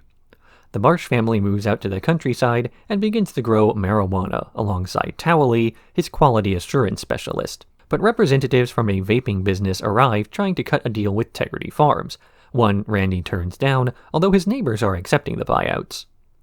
Meanwhile, at South Park Elementary, Kyle discovers that Ike has been vaping due to Cartman and Butter pushing product on him. He tries to get the others to stop selling his brother nicotine, but Cartman assures him that he's just too involved in drug dealing to get out, and once he pays off some debts, he'll go clean. But while Kyle is trying to negotiate to get Cartman out of his deal, Cartman simply robs his supplier, getting them into more trouble as now the 6th graders involved in pushing vapes are mad they can't get their supply. So they plan a big heist of some of the vape juice, only for Randy to enter, enraged after finding a vape pen Stan confiscated from Ike earlier. He and Towley beat up the vapors and set the whole facility to explode, ending Big Vape's dominance in South Park and returning to his farm with Tegridy. The town of South Park used to be, well, a town. It was a pissant white bread mountain town where things were a little behind the times, a result of the showrunners creating something based on their childhood, as they needed something to explain away a few slightly dated aspects of the show to accommodate the fact that they were referencing things they had done a decade earlier. The people of South Park reflected the parts of society that the duo most felt the need to satirize, the rural folks resistant to any upcoming changes to their way of life, while making these changes minor enough that their very resistance allowed Matt and Trey to poke fun at both sides of the issue.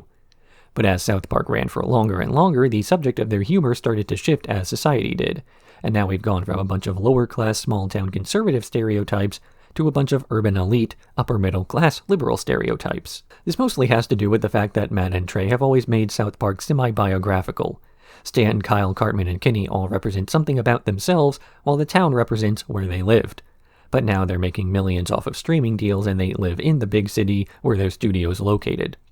This shift was not done all at once, but rather happened slowly over the last 22 seasons, but you don't need me to tell you that. We are 12 hours into the video by this point. You have certainly noticed the boys changing their activities from camping trips to playing video games. So Tegridy Farms as a plotline is a reaction to South Park itself, the show losing its original setting to focus on a change in society, now returning to its roots, despite those roots being long gone.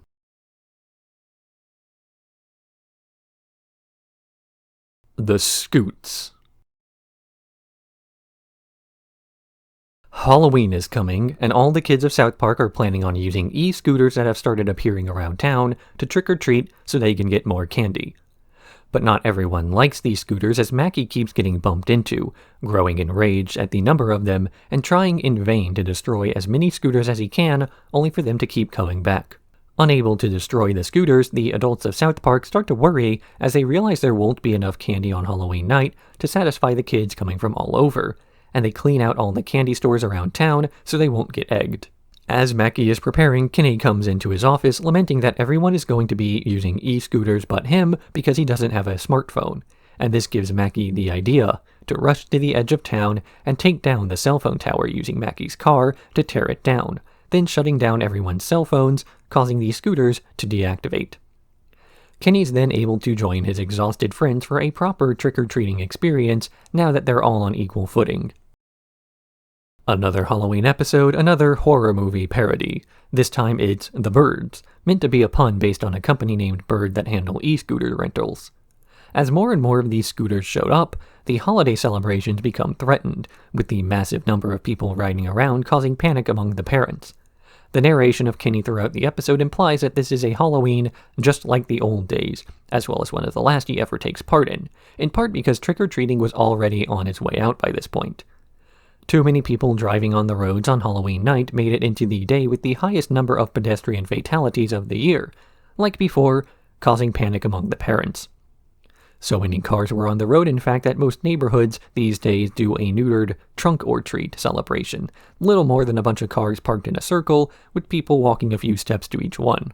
Halloween these days is little more than a time for college-aged people to dress in skimpy costumes and get drunk, contributing to the above increase in traffic fatalities, making the holiday a lot more adult, but denying children the ability to celebrate like in the good old days. So this episode then uses its horror movie parody to create a sense of irony. Mackie complains that the scooters everywhere are ruining the holiday and that everyone should just drive around, when in real life, it's everyone driving around that's ruining the holiday. That said, when these scooters started showing up around my city, people, without coordinating, all agreed to just chuck them in the river when they saw one. Normally, I like to consider myself very environmentally friendly, save the rainforest and all that, but consider that throwing a lithium battery into the water in this case was funny.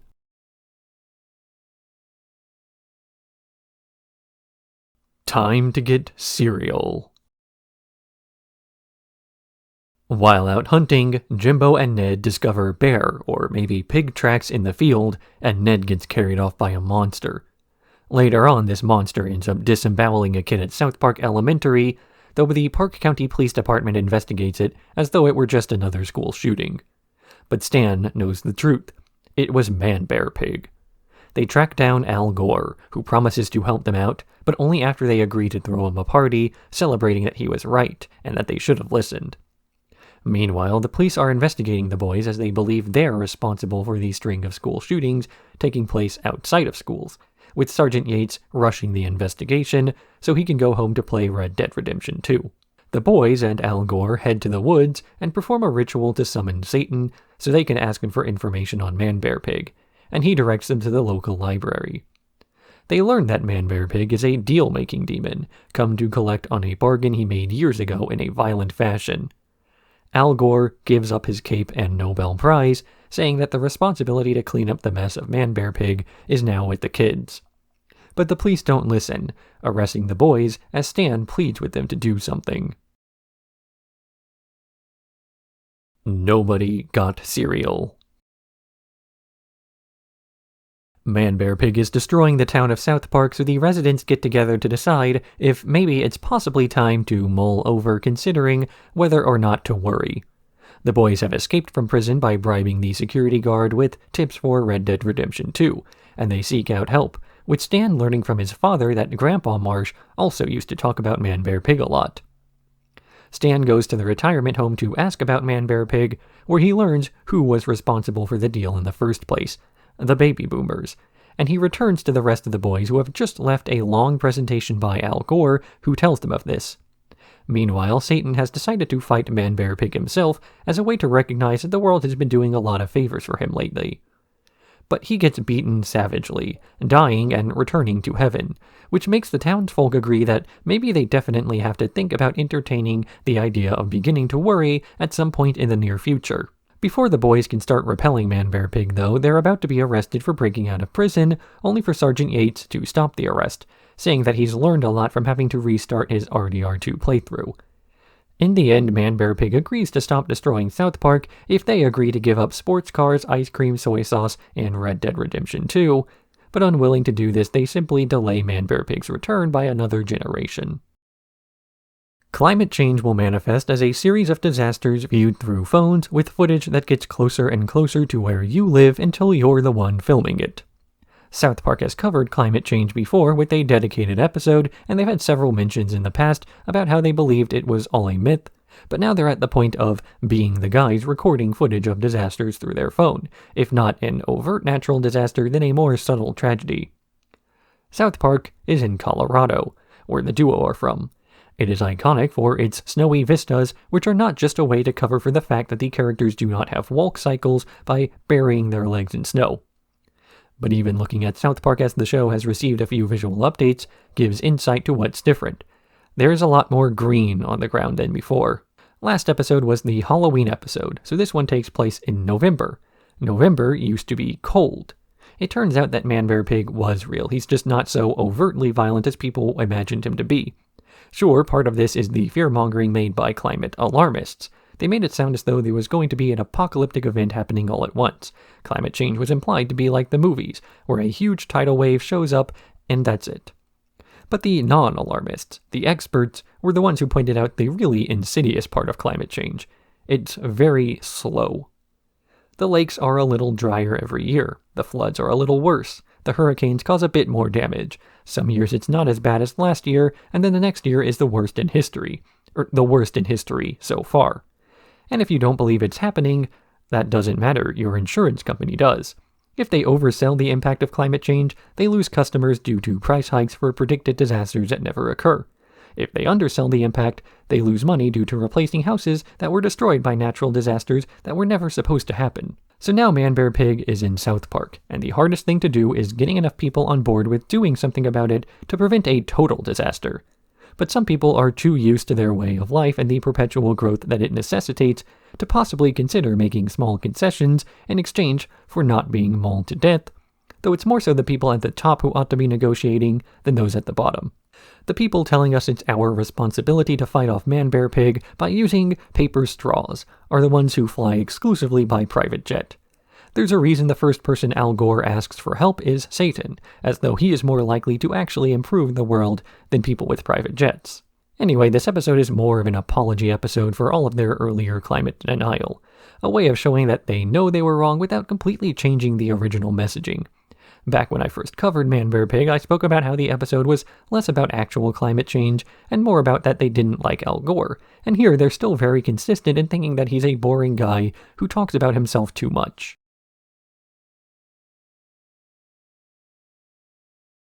Buddha Box.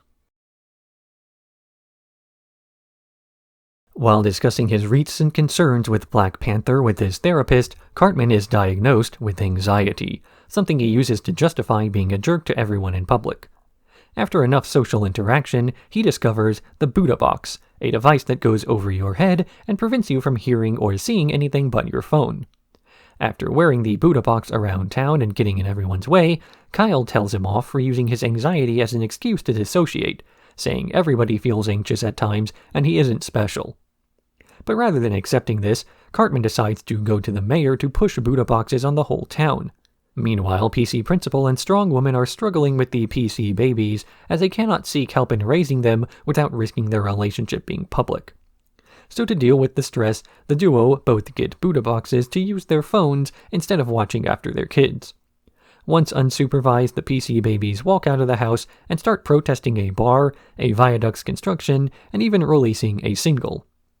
When this song hits the airwaves, PC Principal and Strong Woman are able to track down their kids, upset that they missed their child's first protest because they were on their phone. They announce they're banning Buddha Boxes from school grounds, but no one pays attention because they're on their phone.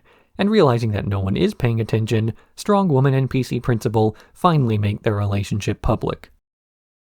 I could probably include some rant here about how cell phones are constantly exposing people to more information than the brain can really process, or about the way that the constant one-upsmanship of news corporations necessitates that they exaggerate the truth and such in order to catch people's attention. But that's a played-out idea. It's something everyone already knows. There's even a 56% chance you are currently watching this video on a smartphone right now. So instead of making a point that's already been made to the point of basic relevance, this episode takes the stance that phones aren't really the problem, but the conditions driving people to use them so much. For some, a phone is a means of shutting out the outside world. The Buddha Box is not the problem, and just an extension of that idea. And it's the fact that people feel too connected to everything going on around them at once that they use devices to drown out other sensations. The problem then is a lack of self-regulation. People use their phones to drown out the whole world, not just the parts they dislike. This is an extension of the fact that this news is overwhelming. The problem arises from the quantity of information rather than the tone.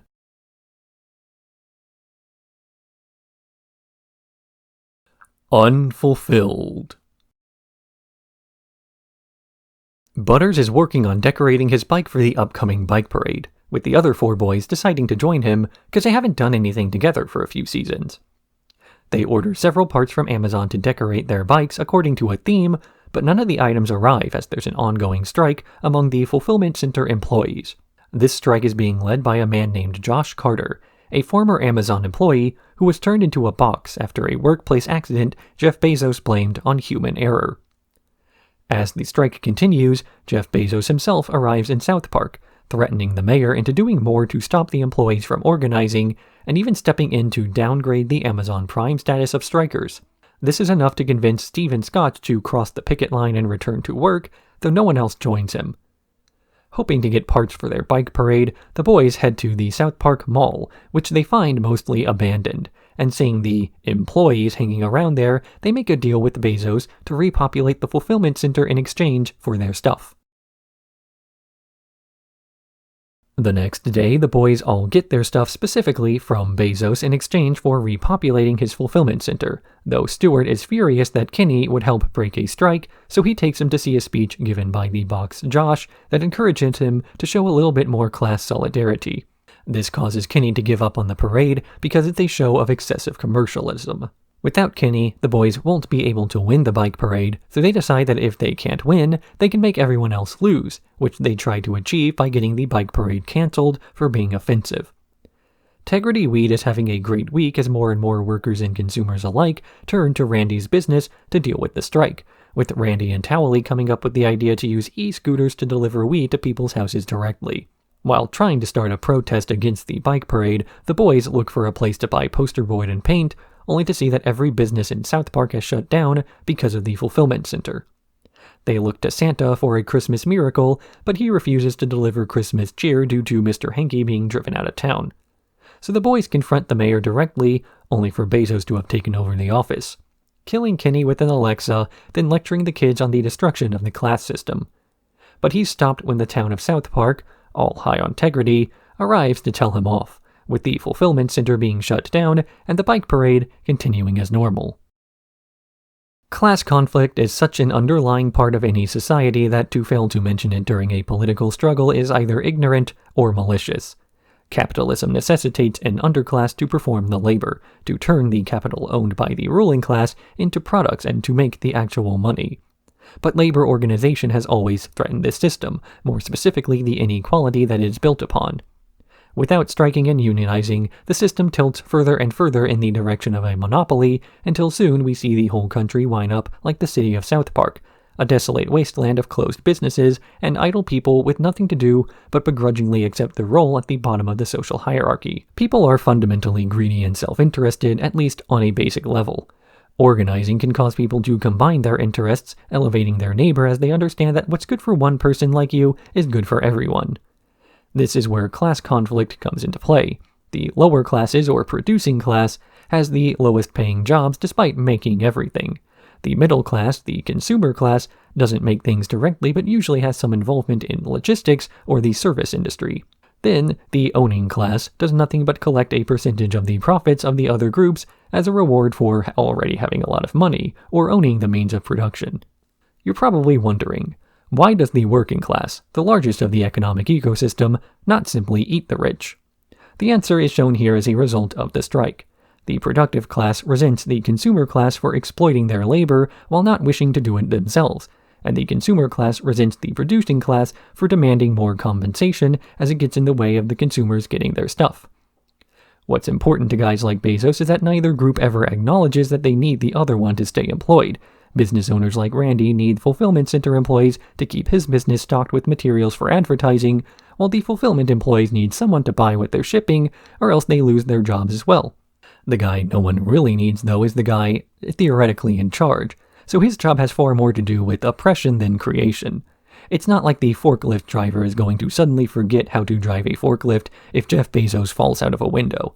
It's not like the guy wrapping packages will forget how to use a tape spool if his manager's not there to tell him to work harder. Some of the more astute have probably noticed that what I am describing right now is capital S socialism. What has shifted about South Park is that they're able to go from a very business-friendly libertarian show to one where the whole town gets together for a workers' revolution. For one, it's a change in the connotation that word has between generations. If you're an American under 40, you don't really remember the Cold War and the threat of nuclear annihilation looming over your head as a result of what propaganda tells you is socialism. Today's youth hears the word socialism, and instead of thinking of the Berlin Wall, they think of the Netherlands or Norway, the countries where the poorest people live like the median American. There's a little bit of irony in the fact that socialism is no longer a dirty word, meaning that South Park, a show known for using many dirty words, is finally bringing it up.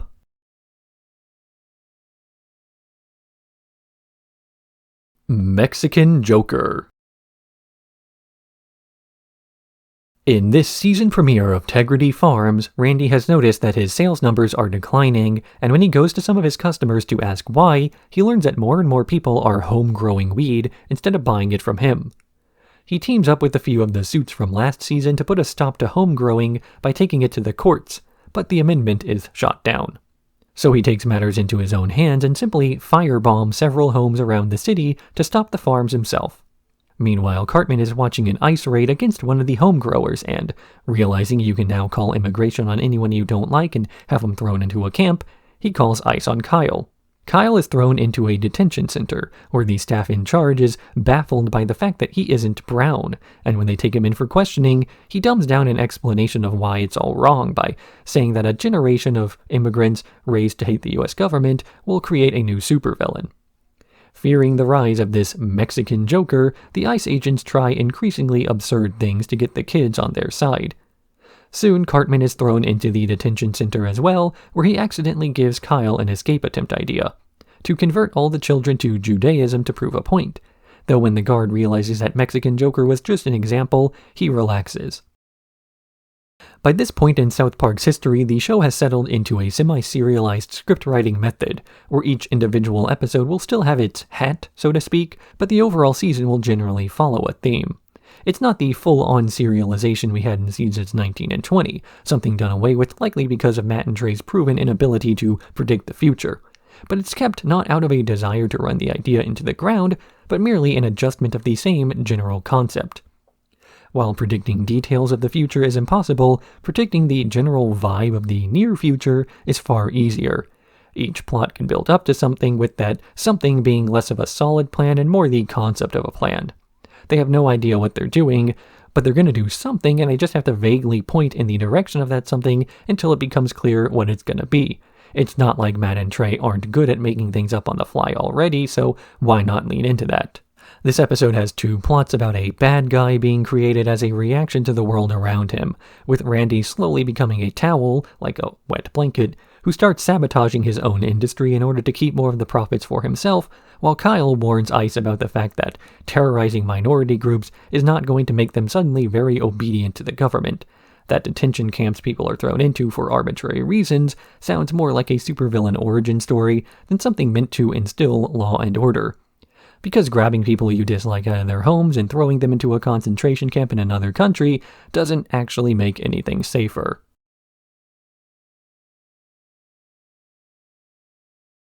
Banned in China. Randy comes up with the idea to sell his Tegridy to China, meeting several other businessmen with the same idea, including several brands owned by Disney. But he's arrested in the Chinese airport due to having a suitcase full of marijuana and sentenced to hard labor, with Winnie the Pooh in the adjacent cell. He's released alongside several other Disney characters, though the Chinese are unhappy that he claimed they have no Tegridy. Mickey Mouse, upset that he's been struggling to break into the Chinese market due to the Communist Party believing Winnie the Pooh is a caricature of their leader, talks to Randy about how to make it appear as though they sympathize with them. But they wind up settling for simply strangling Pooh to death instead. Stan has started a metal band, Crimson Dawn, with some of the other boys, singing about how much he hates living on a farm. The producer for PC Babies hears his music and decides not to give him a record deal, but a biopic, as that's where money is. But as they're trying to film, Chinese censors keep reworking the script until soon, Stan is unable to write anything because it keeps offending the Chinese. But when Kyle and Cartman are released from ICE detention, he comes up with one last plan to do something so soulless as a cash grab it's sure to work, bringing back Finger Bang from a few seasons before realizing that he doesn't actually want to sell his soul to the Chinese. So a bit of a fun fact about the current landscape of entertainment. There's a reason why comedy in general seems to be a less and less popular genre in recent years. Humor is a very cultural concept. What's funny in one country might not make as much sense in another, and because of this, comedy movies tend to perform very poorly overseas. This is why a lot of films created with the intention of having mass appeal are either drama, romance, or action. Humor doesn't translate through closed captioning or a dub. As such, a show like South Park is really only popular in the US with a slightly smaller audience in some English-speaking parts of the rest of the world. That's not to say that South Park is going after the Chinese censorship machine because the Chinese don't like American humor or anything, but that most media in general tends to be bound by what international audiences want. This is just the logical endpoint of the widening of audiences as predicted back in Season 19, that as businesses try to sell to more and more people, they wind up shaving off the edginess, or whatever is being marketed. So it's not too weird for the overseas audiences. And in doing so, they wind up making something so soulless and corny, it can't really say anything about anybody. Far more insidious than this is the fact that it's not actually true. Businesses trying to sell media properties to overseas viewers aren't trying to sand off edges from their entire project, just the parts of the product that are offensive to authoritarian governments. Countries with better free speech protections tend to produce people who are less inclined to protest at a bit of offensive humor. That's not to say that people don't get offended, it's just that the people who are offended are in less of a position to get whatever they don't like taken off the air. Shots. Tegridy Farms is celebrating 300 episodes. South Park is celebrating $300,000 made for selling Tegridy to the Chinese government. But the Marsh family is upset as the farm was Randy's dream and not theirs, and that the weed is only being sold to the Chinese so they can plant it on protesters. Leanne has been struggling to give Cartman his vaccines as he squeals like a pig and runs off whenever he sees the needle, so he decides to be a conscientious objector to the vaccines, prompting the rest of South Park to criticize the Cartman family as a danger to their children. So they hire a professional hog wrestler to grab Cartman when he tries to flee, even hosting a vaccination fair featuring several other wranglers and doctors to inoculate the kids of Colorado who are afraid of needles. Leanne visits Randy, both upset that their families don't recognize what they're trying to do for them, where she decides to be a better mother to Cartman on her own terms. She rushes to the stadium and jumps in as they're chasing Cartman, taking the vaccine for him. Later on at the doctor's office, Cartman is shocked to learn that his mother has become artistic as a result of the vaccine she took. Basically, the entire anti-vaccination movement stems from people who view a 1 in 100 chance of their child dying as preferable to a 1 in 1,000 chance that their kid becomes the type of person to make a 13-hour-long South Park video. This itself is also misinformation, intentionally stoked by people who like to take advantage of those who cannot parse scientific data, to instead make up conclusions about early phases of studies. Basically, there are plenty of people who will never take their kid to a doctor or a psychiatrist. There are plenty who will take their kid to both, if necessary. But when it comes to the type of parent who only believes in one of those groups, you're not going to find somebody who is extremely concerned with the mental health struggle of their child to the point that they would get their kid tested for autism, but who doesn't believe in vaccines and won't take their kid to the doctors. There are plenty of unvaccinated kids with autism, they just never get diagnosed because their parents don't believe in modern medicine. Like with the above issue, this episode is all about bad faith actors pushing harmful ideas while hiding under loose interpretations of their other freedoms. It's Randy arguing that people refusing to eat at the same dinner table as him is a violation of his rights, ignoring that he's helping out authoritarian governments while they oppress their people. It's Leanne arguing that she's a good mother, while her son is Eric Cartman. It's Eric saying that he's a conscientious objector to vaccines on moral ground, despite the audience knowing full well he's just afraid of the needle more than what's inside. Bad faith actions done by the type of person to make the claim that they've done all their own research, comparing the fact that they watch a few TikToks to decades of research.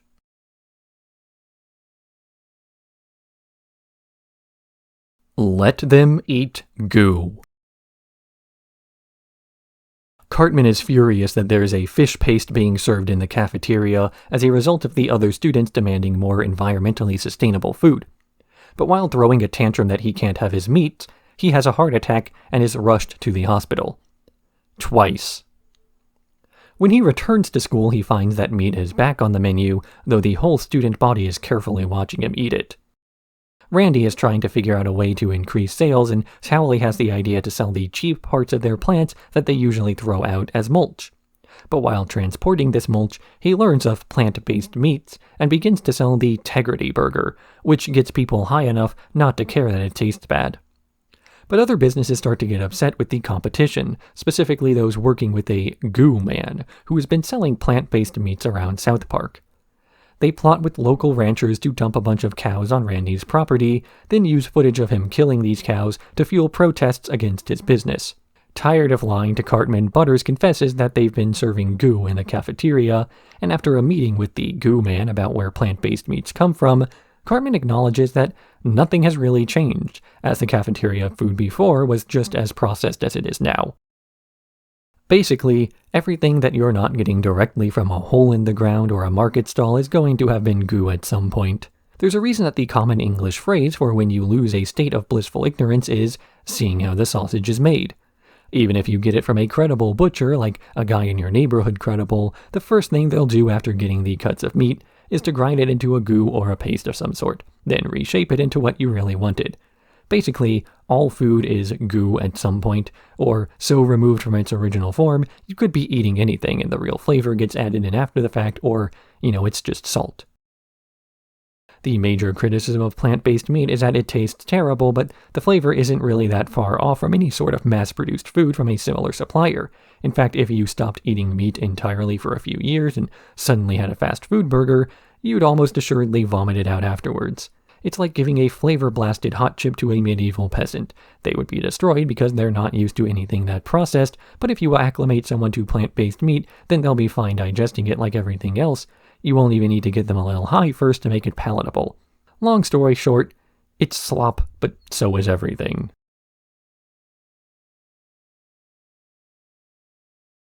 Tegridy Farms Halloween Special. Randy is celebrating his Halloween Special, a new strain of weed he and Towelie have grown that they plan on distributing during a Halloween party. But Shelley is unhappy with how much energy he's spending on marijuana instead of his family, so Randy tries to connect with her, but can't do so without bringing up hemp.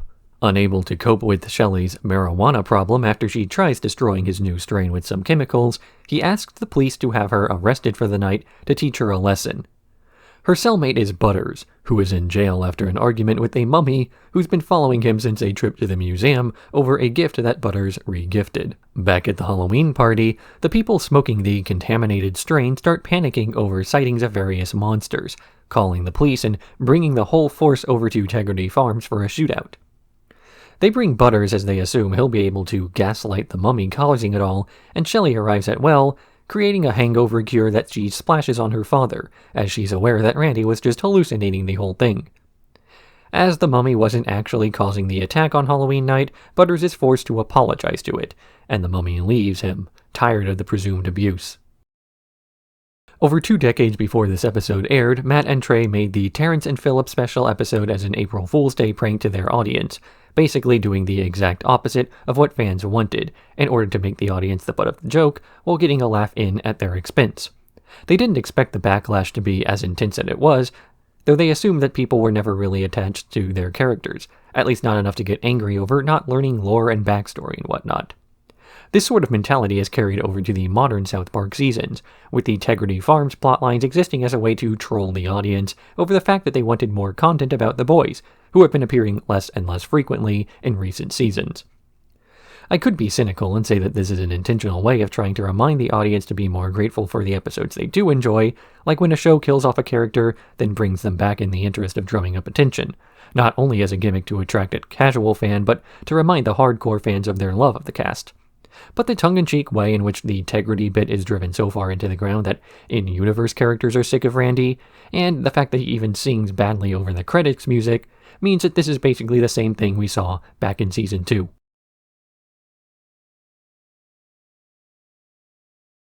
Season Finale. Randy is arrested during his podcast due to all the homegrowers he bombed during the season opener, sent to prison where he can't get any weed and has to face reality. But he calls Garrison to help him out of jail, where he learns to Darvo, deny attack, reverse the victim and offender. This doesn't work because he isn't the president, so he plans to accept responsibility for his actions and serve his sentence. Meanwhile, the Whites are upset because their son was hit by a police car and nobody is protesting it because they're busy celebrating the end of Tegridy Farms. Cartman suggests that the Whites simply buy a new kid from the orphans created by the recent ice raids, and they adopt Alejandro, warning him about how much harder his life is going to be now that he's a White. They start protesting to release Randy from custody, getting no attention and blaming this on persecution due to being Whites. But they have gotten the attention of Garrison, who sends Rudy Giuliani over to coax Randy with some marijuana, to pretend he wasn't actually the man in the video blowing up the homegrown farms, but that it was Mexican Joker. He can't actually go through with this, hoping to keep his integrity as well as integrity, but at the protest, while trying to force Alejandro to wear sunscreen, he runs away, starting a protest because he wants his parents back and terrifying the police as they believe he is the real Mexican Joker. Randy gets set free and he goes back to the farm to talk about the end of the season. the fall season, releasing the season finale strain and waiting for the next year of Tegridy Farms to start all over. Like so many other episodes this season, the story here is all about bad faith victimhood, that people will pretend they're under attack when a natural response to their actions occurs. It's the White family pretending that people being more concerned with bringing a domestic terrorist to justice is a bigger deal than accidental fatalities, and that they're being oppressed because no one cares what they have to say. Any difference in the cases is purely secondary to who's involved in it. This is basically the outline of every cultural grift that's happened recently. If a person breaks the law and gets punished for it, then they argue they're being unfairly victimized, especially if they are getting better treatment than others in the same situation. Because the real victims usually don't get to loudly and repeatedly pronounce what's going wrong without actual pushback from the people in charge. As an example from this very episode, the White family constantly talks about how oppressed they are, lecturing a child about their hardship when earlier that morning the kid was in a cage separate from his family. When he reacts to try to get attention to the fact that his parents are in some unknown location, the police open fire as they think that he's Mexican Joker, while the White family was allowed to openly protest that people didn't feel sorry enough for them.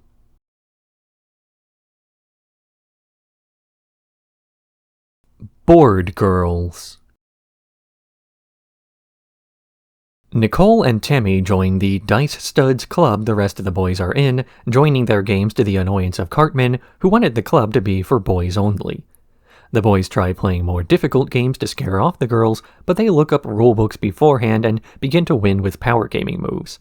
So Cartman begins protesting to the government and the school to make gender-segregated board game clubs, only to regret this when the girls form the Bored Girls, which is far nicer than what the boys had. Strong Woman has been training for the Strong Woman competition recently, though she gets second place to Heather Swanson, a bodybuilder who recently transitioned, who constantly brags about her victories. PC Principal tries to stay PC about this, despite how much it's bothering Strong Woman, but Heather keeps bragging about her victory, even making callouts to Strong Woman specifically. Strong Woman reveals Heather Swanson used to be Blade Jaggert, her ex-boyfriend, who promised to get revenge for breaking up. So PC Principal attempts to call out the athlete for her bad faith transition, only to be called a transphobe and booed off stage. He's ashamed to show his face around his kids again, but the PC babies understand the nuance of the situation and welcome him home anyway. Meanwhile, Heather Swanson is bragging about being the best woman at everything while speaking at South Park Elementary, only for the girls of Bored Girls to call her out, challenging her to a series of games where they win because they read the rulebook. Concern trolling is the act of creating outlandish hypothetical situations in order to convince people to focus on more minor issues, or to convince people to give up some of their own rights out of fear, not of reality, but the falsified reality being presented by a bad faith actor. I could elaborate more about what this means, but South Park has already had an episode about this sort of thing, Butt Out. In the episode, the duo of Matt and Trey express their annoyance with the anti-smoking advocates who invent dangers about smoking, like how it might fund terrorism or that it's way more dangerous than it is, in order to make a point. Concerned trolls often justify their arguments being untrue by claiming that they had to make an exaggeration to prove a point, to convince people of their argument even though the argument is inherently weak. I bring this up because this is an episode where South Park has its Rob Reiner goo moment. They bring up concerns about PC culture and how awful it might be if a bodybuilder starts pretending to be a woman to easily win sporting events. The reality is that this would end up similarly to Cartman's stint in the Special Olympics. Unless you're already a gifted athlete, you're not just going to show up one day and start winning. The real lived experience for a lot of female athletes is already one of frequent prejudice. Sporting events are viewed by some as unwomanly, so these athletes often find themselves being told they're not real women anyway, ironically making the trans experience not too different from what most female athletes are going through.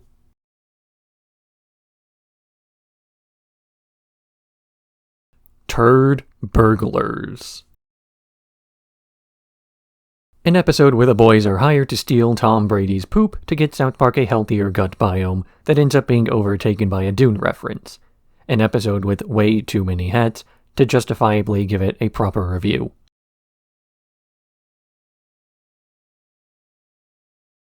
Basic Cable.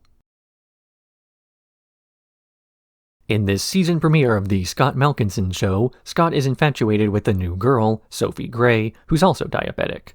He tries talking to her while warding off the other boys, eventually convincing her to come to his house to watch The Mandalorian.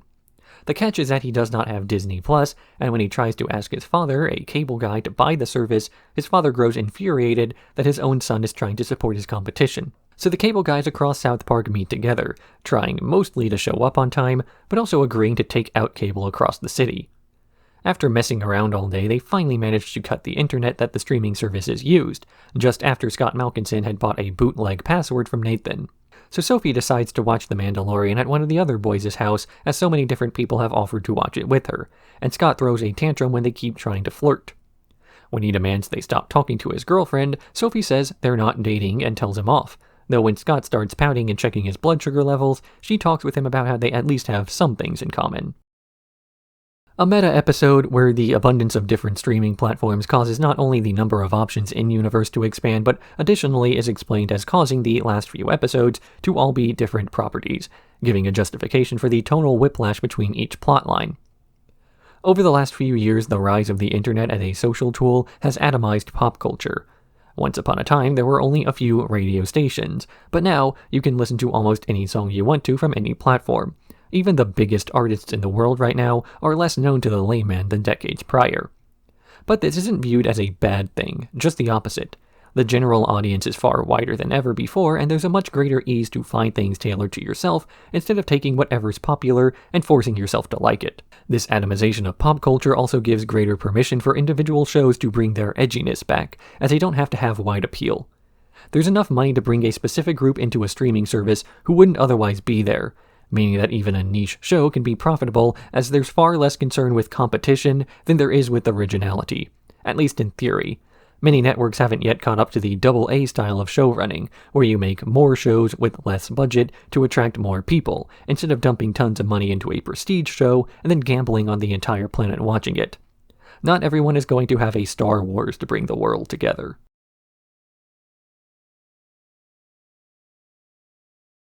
Christmas snow. It's the holiday season, and everyone is excited to drink and drive, in spite of Santa warning them about vehicle accidents spiking during Christmas. Soon they find that all alcohol has been banned until after New Year's, and the Christmas spirit leaves South Park, as no one is sure what to do until then. So Mayor McDaniels asks Randy if he can make a Tegridy Farms Christmas special, even though his season is over. He and Towley brainstorm for a while before he comes up with a plan, to add Christmas spirit, cocaine, to his leftover weed to bring back holiday cheer. This works until Santa sees people crashing their cars even more, and thinking it's the weed, he gets that banned too. So Randy rushes through the legalization process for cocaine, and Tegridy Farms releases its marijuana-free holiday spirit, which sells even better. So Santa takes matters into his own hands, going through people's houses like the Grinch and stealing all their coke to take back to the North Pole. But Randy intercepts him on his way over and they crash, with Santa's sleigh being ruined and risking the whole holiday. Jesus shows up, having heard their prayers, and he tells off the duo for selling cocaine during the holidays until trying it himself.